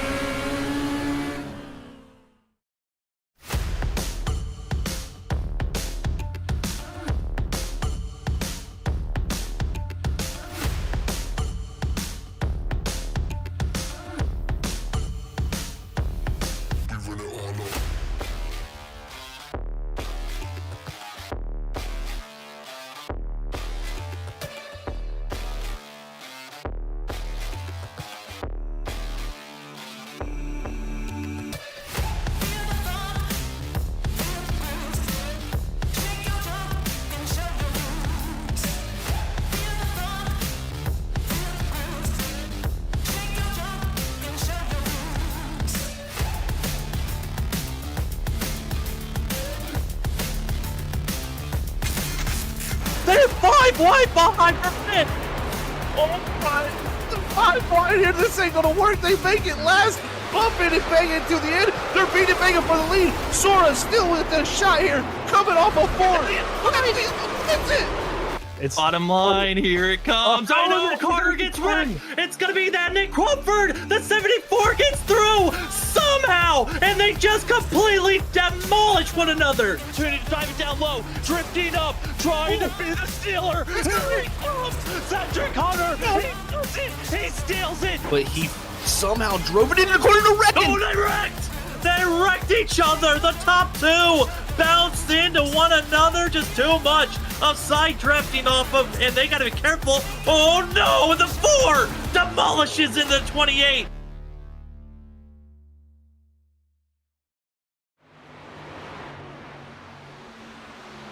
Welcome back, ladies and gentlemen, to the ISRC Lariat Productions Truck Series, race number 11 for the Lead Dog Fight 150. It's been a pleasure of watching these drivers keep it clean and green. People in the chat are even noticing it. Zach, this has been the racing that we knew we could get to once we were at a 1.5 mile track that everyone kind of knew. Once you get away from those odd circuits, the short tracks, this is when the ISRC drivers really show out the best of the best when they get up front. That's for sure. Yeah, they definitely do, man. It really, when you get these tracks like this that you can race all over it, and they can spread out a little bit, you know, not have to fight for one groove every single lap, you know, every time around. I think these guys really put a great show. So I'm sure they'll clean the short track stuff up too, you know, later in the season where everybody will be on point. But right now, it's been an excellent run so far with really only one yellow flag. Only one yellow, and that was all the way back at lap 10. We have been clean and green since then, and it's John Forbes who have been up front dominating this race. He's been ran down quickly by Presley Sora. It was less than a second at one moment, and we were thinking maybe John Forbes saving his tires, and he has turned on the go button, as now it's back to over a second, almost up to a 1.5 seconds, the difference on tires. One driver of note, though, as he was my pick'em, got Joshua Stovall in the 42. Zach, I mean, he's currently at pace to have his best finish of the season, his best finish 2 times. He found himself finishing in 8th position at Michigan and last week at New Hampshire. He would love to get a top 5 if possible, but he's got to run down Nick Crawford as well as Justin Campbell that have been looking very strong. Here's some other drivers that have been looking decently strong. Larry Yingling, who was outside the top 20 for most of the night, now inside of the top 15, headed by Christopher Norris. There is the 67 on some of the freshest tires of anyone out on course. Surprisingly, Larry Yingling always just figured out a way to get some spots late in a race. You know, some of the freshest tires, and you know, really, he's got a good bit of grouping of drivers right ahead of him. At least he could possibly drive himself up to 13th here before this end of this race with the tires he's got. So we'll have to see how that works out. Stovall, like you were talking about, also doing a great job. The thing that's good for him also, all the drivers around him are pretty much on either even set of tires or a little bit older. So Stovall doesn't have to really worry about too much coming from behind. He's just got to focus ahead, see if he can take over that 6th position from Nick Crawford, and then you never know, top 5 might be on the cars. And another driver of note, as you see on screen, Anthony Gaudio, who's been showing up, doing part-time this season, the 3 back out on track, currently in 10th place for his return. And it's always great to see Anthony Gaudio out there, a multi-time winner in the ISRC Truck Series. I know he's had some rough past seasons, but this 3, I mean, what a return, especially at the 1.5 miles where he's had great strength in the past.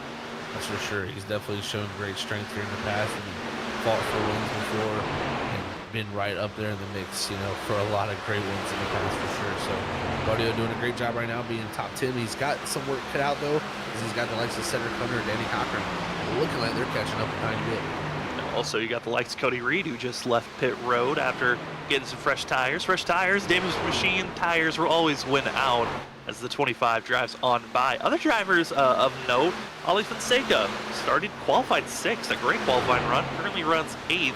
Looking at his tires, pretty similar to everyone around him, so he's pretty set on where he's at right now, but driver behind him needing a little bit more help. In 9th place, Joshua Kanata. I mean, this was a night where he's having a traditional Joshua Kanata evening, top 10 run, but the driver that he needed to have a bad night, not having it, neither Justin Campbell or Mark Whitley has fallen off.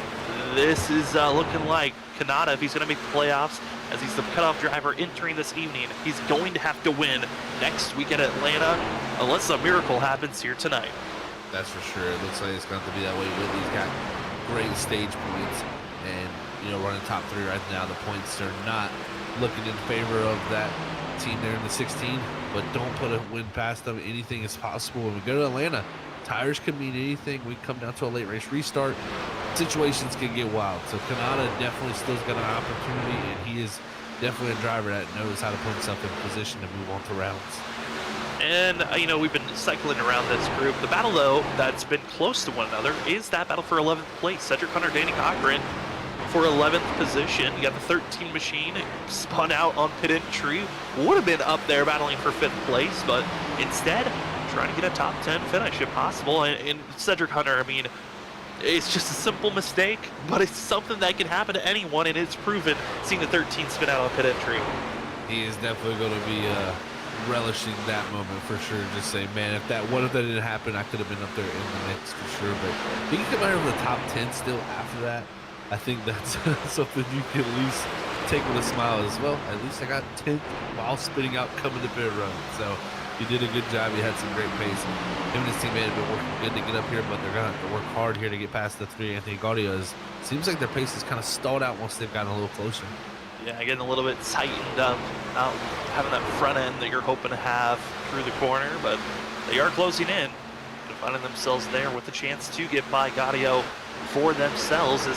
This is one of the closer battles on track. There's a few other deeper in the field, but we'll keep our sights on this battle going on again for 10th place. Anthony Gaudio can he defend over Cedric Hunter and Danny Cochran. The advantage on tires does go to Cedric Hunter and Danny Cochran. About 2 laps advantage over Gaudio is for Cedric, and only 1 lap is the advantage for Danny Cochran. So you would think the 13 and the 2 should be able to just breeze on by, but Zach, the tough part that we've seen, you have to get to the outside lane if you want to make this pass, or just have a wild dive bomb move for this to work. That's exactly right, yeah. Getting around on the bottom is very tough to do because of the side draft, just the pulling back of that outside line that happens so well. But Cedric Hunter going to look to the inside here. Anthony Gaudio going to have that outer groove, which has been the preferred way to hold people off tonight. But I think the too much grip there for the 13. He drives in, clears the 3, needs to slide up though in front of him if he wants to hold on to that spot. Able to do so, and now Danny Cochran's going to try his attempt to get to the inside of the 3 machine. He'll back off, he'll get in line, and it's going to be the fresh tires of Michael Miller trying to run down the 50 machine to be the first driver 1 lap down, just in case the caution flag comes out here late to get that lucky dog spot. And also other drivers had to come into pit road, get service done. Cody Reed and Jared Talmadge both having to get service done as you see the 25 trying to get back out there on course. Danny Cochran still fighting for this position.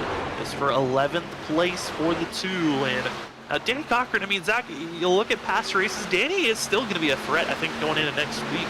But a talk point that hasn't been talked a lot is practice. I know for Danny, Ollie, Joshua Kanata, John Forbes, those drivers used to be a collective group of 6 to 7 drivers that would practice throughout the week and make sure they were prepared.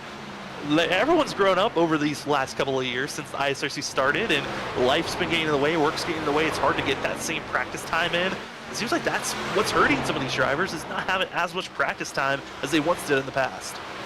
That's for sure, and I think even I talked to Danny tonight, he says that Charlotte's not one of his better tracks, so he felt like tonight was just going to be get what he could. But I tell you, go to Atlanta next week, he is very good at those high tire wear racetracks. So we'll see what he can do when we go to Atlanta. He's still going to have an opportunity, like you said, Sam, to try to get himself in there. It's going to take a win, but we know the 2 has done it in the past. You can't count out a past champion. Well, you Stovall fans, Joshua Stovall will move up to 6th position in a dogfight with the 74 of Nick Crawford. Both very different starts to the race, yet Stovall starting in 4th position. Fabulous start in qualifying time for himself. Nick Crawford had an EOL penalty, had to start at the end of the line for this race, but they both fight for 6th position. They're losing touch to Justin Campbell, but this spot for Nick Crawford, just a few extra bonus points for himself. For Stovall, it's to make sure he's a little bit more solidified in 20th position to fight for a win in your in spot next week.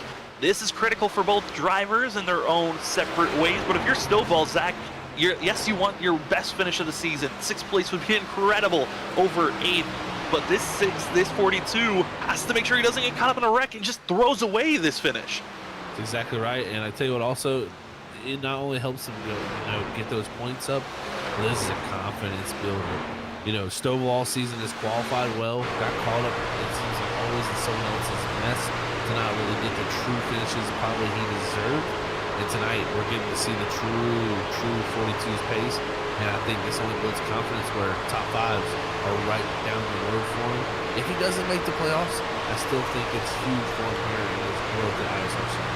And we've seen rookie drivers, it's so hard to make the playoffs in your rookie season. We've seen a few do it in the past, but we've also seen drivers that have had terrible first seasons. They missed out on the playoffs, and their sophomore seasons where they really performed and found themselves in the victory lane multiple times. Stovall, one of those drivers that proved early on he is going to be a threat to watch out for if he stays for multiple seasons, and I'm excited for it as you see Michael Miller, fresh tires for that no number, but his 99 on our ticker getting by. But it opens up another door for a chance in Nick Crawford and others as Mark Morales, a little bit of a scare in front of Mark Whitley, runs in 3rd place for the 77. And Mark Whitley, I mean, one of those nights where you thought, could this be a Mark Whitley evening? He got up front early, Zach, but he lost touch. That win, once again, he's gotten one this season, but that was back in race number 2. He's not looked like the same Mark Whitley since. He hasn't looked like the same Mark Whitley since, but he's had those sparks of moments of, wow, there it is. The speed has just been there. I think it's really been the execution and just kind of luck overall for the 77. It's kind of took him out of a lot of the events this season and made him not get great points. And I think that's the one thing we got to focus on here is we're coming up to a chase system, not a playoff system where we have rounds and it is a final race that everybody is cutthroat in. You have to go out there from the beginning of the chase to the start of the chase and treat every single race like it's the biggest race of your life. And I think Whitley running 3rd here tonight, getting good stage points, getting some laps led. This is just a good confidence just to get the ball rolling back in that right place, because when we go to that chase format, he's going to want to be in the mix to fight for a championship. That's what has been looming, off of his, I guess you could say resume when it comes here to ISRC. It's just the one thing that he needs to add to his illustrious career here. But I think tonight is a great step towards that. I mean, it certainly is. I mean, Mark Whitley, you look at that career, and it is an insane list entering this season. He was the most winningest driver of anybody. He had the most top 10s, most top 5s. He just was on the top of every chart you could look at, but never had the championship. And we saw last season John Forbes becoming the first, not just champion, but 2-time champion. And we talked about it last week as the race was called the GOAT 135 in New Hampshire. John Forbes has been inching closer and closer at that GOAT column because he's been the driver chasing the top of all those leaderboards and stats. He already has the 2 championships, but with the win here tonight, John Forbes could tie as the most winningest driver in this series, which is something I never thought we would ever say with the dominance we've seen in the past by Mark Whitley. I completely agree with you. And, the likes of Vince Soro, we've seen some of those two have such dominant seasons that we didn't think people could get to that point, but John Forbes has just continued his growth from the very start, from season 1, where had some wins, but most of the time there were wins that probably didn't fully deserve. It was kind of fell into his lap, did the right strategy, got the right caution call. But lately, these past 2 seasons, especially these 2 championship seasons, we've seen domination at some points from that. It's just almost untouchable. Forbes definitely has been the one growing his resume the most over the past couple of years. As the drivers continue on, 7 laps to go, and there's been a couple of eyebrow-raising moments. Cody Reed went through the grass just a few laps ago. There was a scary moment between Cedric Hunter and Joshua Kanata making contact with one another. In the middle of the field, there are battles scattered all around, but they are not making it neat and tidy for some. It has been a couple of contacts here and there, but if we're going to see caution and a wreck happen, Zach, it's going to be between this 9th back to 13th place position. We got a grouping of drivers that are close, and some are struggling on the handling side. That they are, I tell you that, as Cedric Hunter back in ninth. He's got the likes of David Cochran, his teammate, battling with him as Cochran's going to make the pass.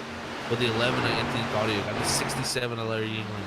In this group, and he's got also Kanata coming into it. Everybody here kind of stacked up in that group. This race does not seem to just want to lay over and call it a night, as multiple drivers have found themselves quitting a little bit early of their own doing, and others not to their doing. Cody Reed, packet lost. He's been disconnected from the race. Joshua Freed just manually disconnected. So that's 2 drivers out of this run. For Cody Reed, he had gotten as far as he can go. There were no more positions that he could grab. As John Forbes, each lap that ticks away, he continues to show the strength of this 11 team and how dominant he is looking as we're getting closer and closer to the Chase playoffs. Battles are happening on track for the battle for 6th place. It is still side-by-side action between Joshua Stovall and Nick Crawford. They're not giving this fight up, even with 4 laps to go. And they're not. I tell you what, that battle has been very, very furious between these two side by side for multiple laps now, as these two fighting for that 6th position. They got about 2 seconds back to Fonseca, as now Crawford not to slot in behind and have to reformulate how to try to pass this 42. As you can see, they're using every bit of the racetrack here down to the end. They have to. They've got the tires. You got to defend, and that's the outside lane, as Stovall is still right there. Going to be our race sponsor for this evening. The Leopard Dog Fight 150 just continues to look strong for the 42. But Nick Crawford and also going to be Stovall, almost contact between one another. They brush once again on the straightaways. And these drivers on the exit, the entries, those are the most critical places. These drivers seem to be tapping off one another. And with 3 laps to go, this battle for 6th is giving us the best show at this current time. That it is. These guys are definitely putting it all on the line here for a great finish here, coming down to the end of this race. But Crawford going to run that wall a little bit higher just to get some air. Now cut down the exit, get some air on the left front nose.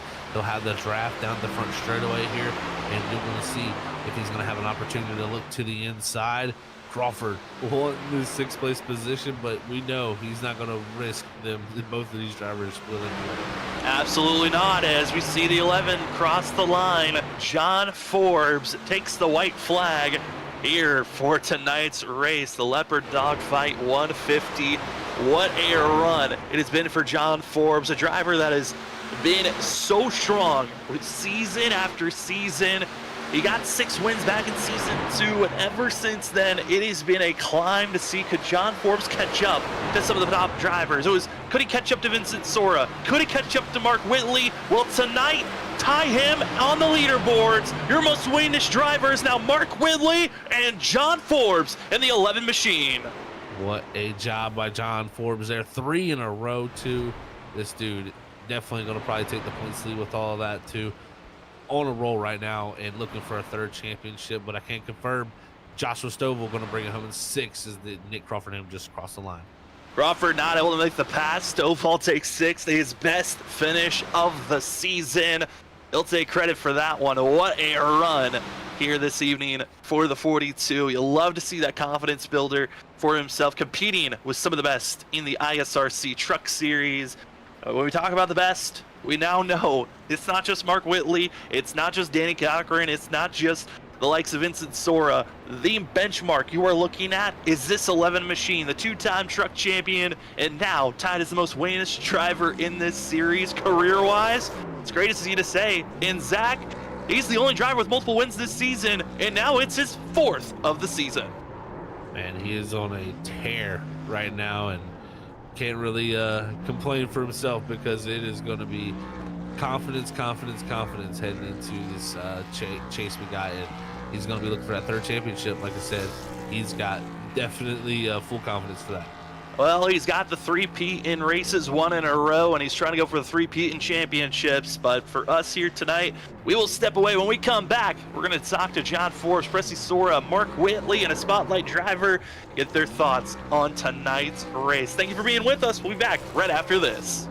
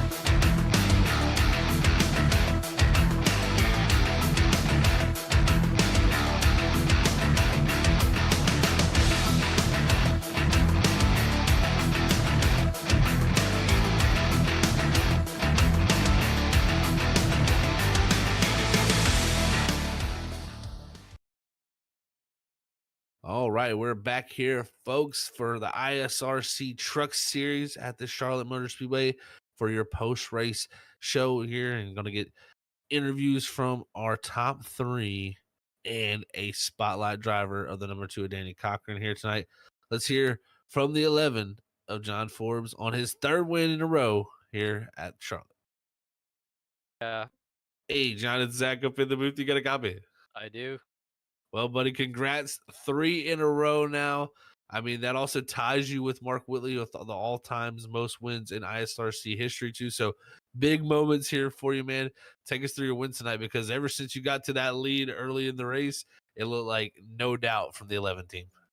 Yeah, I honestly don't have that much to tell you guys. I mean, started third. I really messed up my qualifying, actually. I was coming to the green on my second lap. So I was on the warm-up lap in 3 and 4, and I got loose. And I was like, ah, man, I lost all my speed. I'm going to have to reset. So reset, I'm like, okay, I got 1 lap. So I was trying to heat the tires up the best I could, and somehow still qualified third. I mean, I didn't feel like it was that good of a lap, but I was really happy to start top 3. And then I let Mark and Vinny battled out there for about 15 laps, and all of a sudden I was just sitting right on Vinny. I was like, okay, I got to do something. I mean, I think they heated up their tires a little bit too much, so just went to the outside, passed both of them, and from there it was just about managing. Pulled out a pretty big lead on that first run, and I didn't practice pit road as much as I should have, so I was really conservative getting in there. It gave up a ton of time, but didn't want to risk it at all. I had a pretty good lead built up, so then from there it was just managing the lap traffic, a couple weird little moments that I would have been better off without, but we got through it. Everyone was really safe all night. And yeah, it was an awesome race. I mean, 1 caution just for that one at the beginning. Unfortunately, it basically destroyed Cody's race. But from there, I mean, no cautions. That was pretty awesome to be able to get. I think we got 2 green flag pit stops there in that race. So you can't ask for anything better. I felt like I was like Martin Truex Jr. in the 2016 Coke 600 or something like that, leading the whole race. It definitely felt that way, man. You definitely had a great dominating performance here tonight. And where I was gonna go with this is, you're building up so much momentum right now, and we're going into a chase format, something new here. We still got Atlanta next week. Of course, you got 3 in a row wins.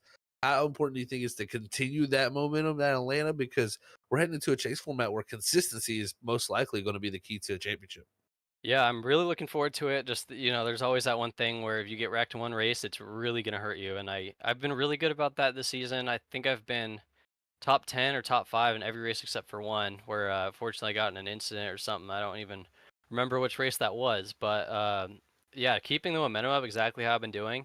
I mean, we've honestly just been in a full-on playoff kind of run this whole season so far for me. So it's definitely just going to be about keeping that momentum going and helping. I think Norris is pretty much a lock for next week, so get as many teammates as we can as well, because that always helps. Definitely helps to have as many teammates as possible, for sure, John. And it's been a master class performance tonight. You came in here 5 points behind Vincent Sora for that championship lead in the regular season. Definitely overtook him for that tonight. How do you feel about going to try to get a regular season championship, and how important that will be for the chase also? Yeah, it was pretty good. I mean, I think I've missed 1 race compared to Vinny this season, so I was a good 35 something points back just a few races ago, and we've reeled him in past him. So that was the goal. Probably didn't expect it to happen this early, especially with how well Vinny's been running too. I mean, he's hot on my tails for all of these races the last couple weeks too. So yeah, just keeping that up, and yeah, it's going to be a really good run into the playoffs here. It's going to be an interesting one to watch. Oh, no doubt. It's definitely going to be an interesting one to watch, man. Congrats on the 3rd win of the season here, or 3rd win in a row for you this season. And before we let you get out here and go celebrate this thing, John, anybody wants to send a shout out to? Yeah, just as always, J Performance being on the truck. Great Halloween scheme from Justin again. We're 3 for 3 now in the scheme, so that's pretty awesome to keep that momentum going. All friends and family watching, and for you guys for broadcasting these things every week. Thank you very much, John. Again, congrats on the win, and we will catch you next week at Atlanta. Thank you, guys. See you then. All right, folks, that was your race winner here tonight, John Forbes in the 11 machine. Man, 3 wins in a row, 4 on the season, 2 championships before this, the last 2-time champion. I mean, this guy is on quite the roll. We're going to get to see what he can do, heading out here to close out the regular season next week. But now we'll move on. It looks like we're going to move to third too, because we do not have our second place driver, Presley Sawyer, here tonight. So doesn't look like he'll be joining us up in the booth, but we'll go ahead and move ourselves on to third place. That's going to be the 77 of Mark Whitley. Let's hear what his thoughts are tonight for the Charlotte Motor Speedway. Hey, Mark and Zach up here in the booth. You got a copy? Gotcha. Well, buddy, I tell you what, another fantastic run for yourself. And tonight, you get the finish to go along with it. You've had the speed all season long. You know, you're right up there in the mix early, battling for the lead. Take us through your race tonight because, man, it was, a long green flag run. So you got a lot of time to think there in the race truck. Yeah, started, not really sure what happened in qualifying. I felt like it was a pretty good lap and only got 5th. So we were able to get back through the field pretty quick there and get around Vinny on the outside. And I thought we were going to be having a good race there because the truck felt really good. I wasn't overdriving it too much, and it just was hooking up. And at first caution, I didn't get a great jump. I think everybody anticipated going, and I wasn't going yet. And by the time I went, everybody was right on top of me. So I had to battle Vinny there on the first restart. Got back around him, but then had some lap traffic kind of mess up my line and got passed by 2 of them. And that was when John just set sail, dropped anchor, and took off. And like I was talking to him before after the race, I'm just like, I don't know what he was doing, but he had the damn T-Rex truck out there or something. It was just hooked up on the bottom and just was gone. So I was trying different stuff throughout the race. My tire wear was perfect, both even on the right side. So I thought I was driving it pretty good, but just seemed like it was too tight on the high side and it was too loose on the bottom, and middle just wouldn't work at all. So top 3. Finally get the result for the effort we've been putting in, whether it be caught up in other people's mess or just making boneheaded moves of my own. So I'm not going to complain, especially can't really complain too much with all the stuff I've had going on lately to finally get a finish that's indicative of how we've been running. Definitely good to see you get that finish that you deserve, Mark, man. It's definitely been a long time coming with this season with all the bad luck we've seen from you yourself. But, you're locked into the playoffs, the chase format heading into next week at Atlanta. Only one more regular season race to go. How do you feel about closing out there at Atlanta? And how important do you feel like that race is for the chase? Because, once we get there, it's going to be all about consistency. Yeah, it's is it new Atlanta or old Atlanta? I didn't look yet. It's old Atlanta. I think it's going to be a good barometer. It's a pretty difficult track. It's like this one, but it wears tires more, so it's going to be interesting to see how it's going to be if we keep getting long green flag runs. It's just about trying to carry some momentum. You get a little bit of momentum before the playoffs, you can carry it in there. Help you have a little bit of confidence. This definitely goes a long way for me because I feel like I've had no confidence the last 2 months on iRacing for all my leagues. So it's nice to get some good finishes now. And honestly, no matter what happens next week, you got to kind of, even good or bad, you have to block it out a little bit. And it's like, you got to lock in for those last few races in the playoffs. And just like you said, be consistent and try to run up front and not get in anybody else's mess, or don't create any mess of your own. So hopefully we can turn this boat around and get back in it for the playoffs. It's definitely going to be fun to watch once we get into the chase format, man. It's going to be fun to see how those final few races play out, Mark. But good to see you get a third place finish here, man, tonight and run up front before we get out of here. Anybody want to send a shout out to? Big shout out Brantley, Harpoon Design. Yeah, I wasn't able to stay on the spotter stand. He's been having a lot of computer issues here last couple of days. I think CPU might be going bad in it or something. But shout out to him for awesome paint scheme and trying to do a little spotting job. Had one of my other guys, Daryl, on the spotter stand take over for him when he couldn't stay in the room. So appreciate both of them. Appreciate my family tuning in these broadcaster races, and for y'all putting on a great broadcast. Great run from the league. One caution here at Charlotte. We went 150 laps with one caution. That's pretty damn good in my opinion. So hopefully we can continue this at Atlanta, and hopefully we can talk to you some more. Heck yeah, Mark. Well, I'll tell you what, man. Congrats on the great run, and we will catch you again hopefully next week in Atlanta. Sounds good, guys. All right, everybody. That was your third place finisher here tonight of Mark Whitley. We actually do have our second place finisher now, so we're going to do a little bit of backtracking hopscotch here to get back to second place. As you can see, there's the man on the screen, himself, Presley Sawyer. He was able to drive up the second tonight with an excellent run. Let's hear his thoughts from the Charlotte Motor Speedway. All right. Hey, Presley, it's Zach up here in the booth. You got a copy, bud? I do have you. What's up? Well, man, I tell you what, excellent run again here tonight, backing up your top 3 finish from New Hampshire last week. You're able to drive up from 15th to 2nd. Take us through your night here at Charlotte, because it was a green flag race, that's for sure. Yeah, it was actually really, really fun. And like for truck standards, that was really good as far as like you actually had to have some talent to drive the thing.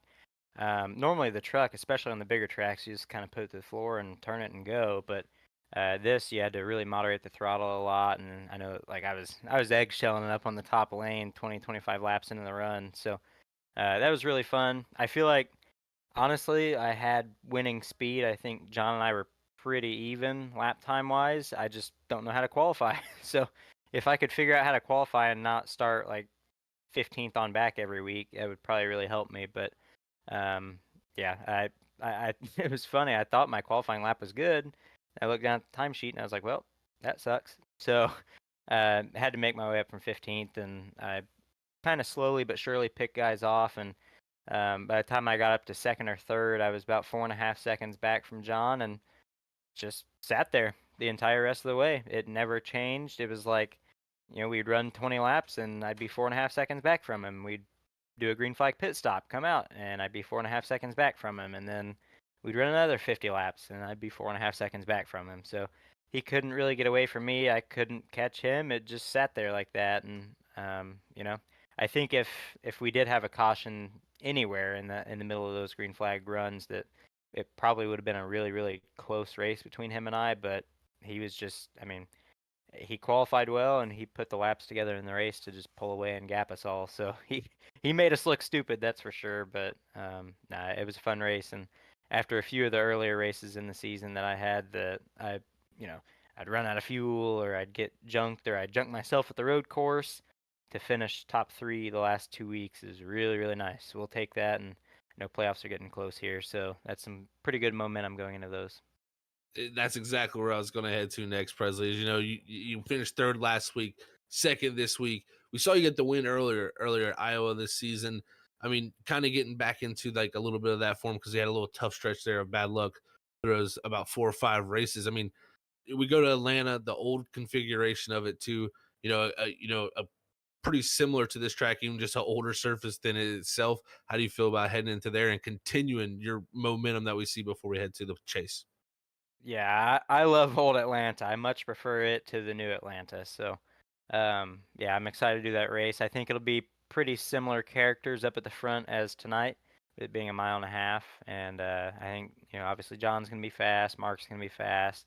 I hope I will be fast. I'm sure Vince will be fast. So I think same top 4 or 5 guys that you saw up there tonight will be the ones battling it out next week. And hopefully I qualify a little bit better than 15th next week. That might help me. Definitely would seem to help a little bit for sure, but we know you'll have the speed in the truck to make your way up there during the race, if not, Presley. But congrats, man, on another excellent run and 2nd place finish here tonight. Before we let you get out here, anybody wants to send a shout out to? Yeah, shout out to Tatanka Sauce, Land Coin Podcast. Those guys have helped me a bunch this year in the real world racing, and shout out to Fast Track Racing. Obviously, I rep them here in the league. And shout out to everybody that was watching on my own Twitch and my TikTok tonight. I had really good viewership, so it's nice. I mean, you guys know that. Whenever you look over and you see people interacting in the chat, that's always a good night. So we had a really fun time with that tonight, and I'm excited to go back and watch the broadcast. And obviously, I appreciate you guys for doing this, and everyone that puts on the league too. So appreciate all those people, and looking forward to next week. Again, congrats on 2nd, Presley, and you have a great night, buddy. We'll catch you next week at Atlanta. Alrighty, thank you. We'll see you. All right, folks, that was your 2nd place finisher here tonight of the 12 machine of Presley Sore, able to get it done in that machine from 15th too. I mean, what a drive for him up to 2nd. If, like he said, if we would have got a caution, he would have been, I think, the one John Forbes may have had to worry about. But now we'll move to our spotlight section of the driver interview section, and we're going to move on down to Danny Cochran at 8th place finish. And what a rebound too, because it was an up and down night for the 2 machine, who's looking on the outside, looking in for the playoffs. Hey, Danny, it's Zach up in the booth. You got a copy? Hey, what's going on, man? Well, I tell you what, buddy, up and down night, climbing your way back and forth through the field. Take us through that fight, because the 8th place finish, I'm sure tonight, actually has to feel pretty good after all you went through. Yeah, I mean, that's honestly about where we should have ran anyway. We weren't very fast here, but I mean, we just could not catch a break to save us. I mean, God forbid you run the bottom, and then everybody just, for lack of a better word, runs a train to the outside of you, and I mean, next thing you know, you're in 14th with people driving over their head, and oh, it's just a mess. Anywhere from about 6th on back in that league, it's just a mess, and I hate being a part of that. But that's where we were at tonight, and I think we made the most out of it. So, it is what it is. Definitely made the most out of it, man. Definitely, I even talked to you a little bit before tonight coming into Charlotte. Didn't feel like this was, your best racetrack, but heading into Atlanta 08 next week, kind of back against the wall when it comes to trying to make the chase. How do you feel about that? Because we know in the past you're good at the high tire wear tracks and Atlanta itself. Yeah, Atlanta's one of my favorites. Old Atlanta, that is. So I'm looking forward to that. I mean, we wouldn't even be in this spot without that dumbass penalty, but which that was stupid enough. But we just can't keep tires on the track all season. We bust our tails every single week, and this is the spot it puts us in. So, it is what it is. Now we just got to try and make the most of it.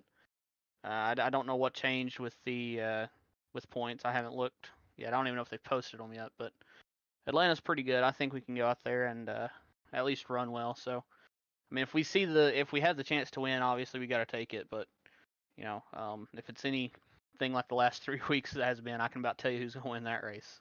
So we'll see what happens.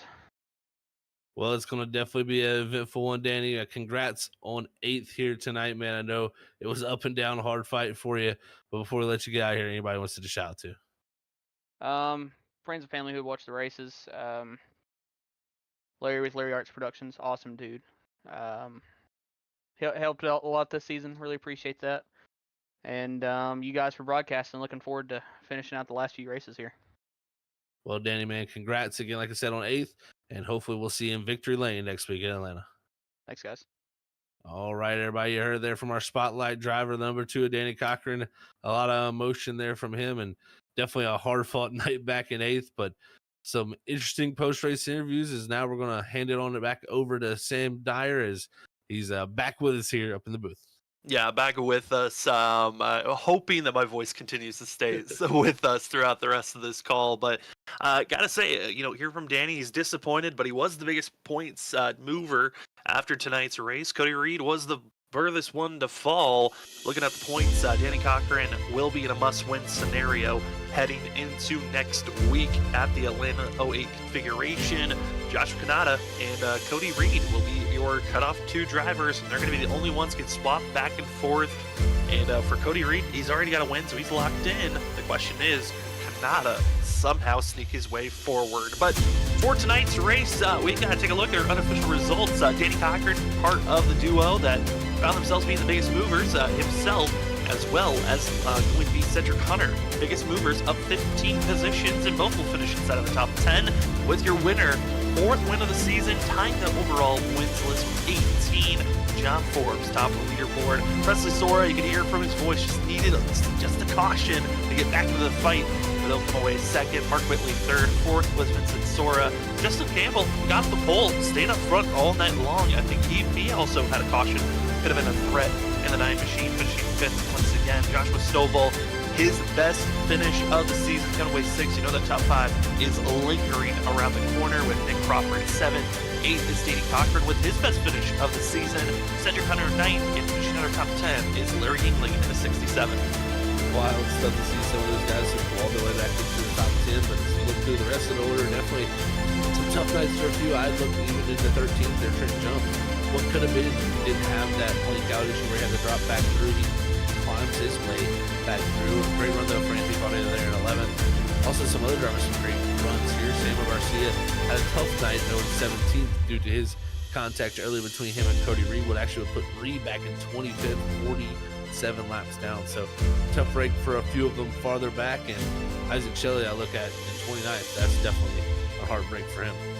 I want to give kudos to Cody Reed and Mark Morales, both getting their repairs done, getting back out on track, and trying to get as many positions back as possible before the night was over. It was minimal, but it was enough that could really help Cody Reed make sure that he at least stays in the top 12, but with his win, he's already locked into the playoffs. What a race it was. I know for the field, they're happy on the fact that we were able to stay clean and green for the majority of the night. Just one caution And I know the Discord has been blowing up on the fact there was only one caution. And Zach, I mean, like I said, mile and a half racetracks is where the ISRC drivers are the cleanest, and they proved it here tonight.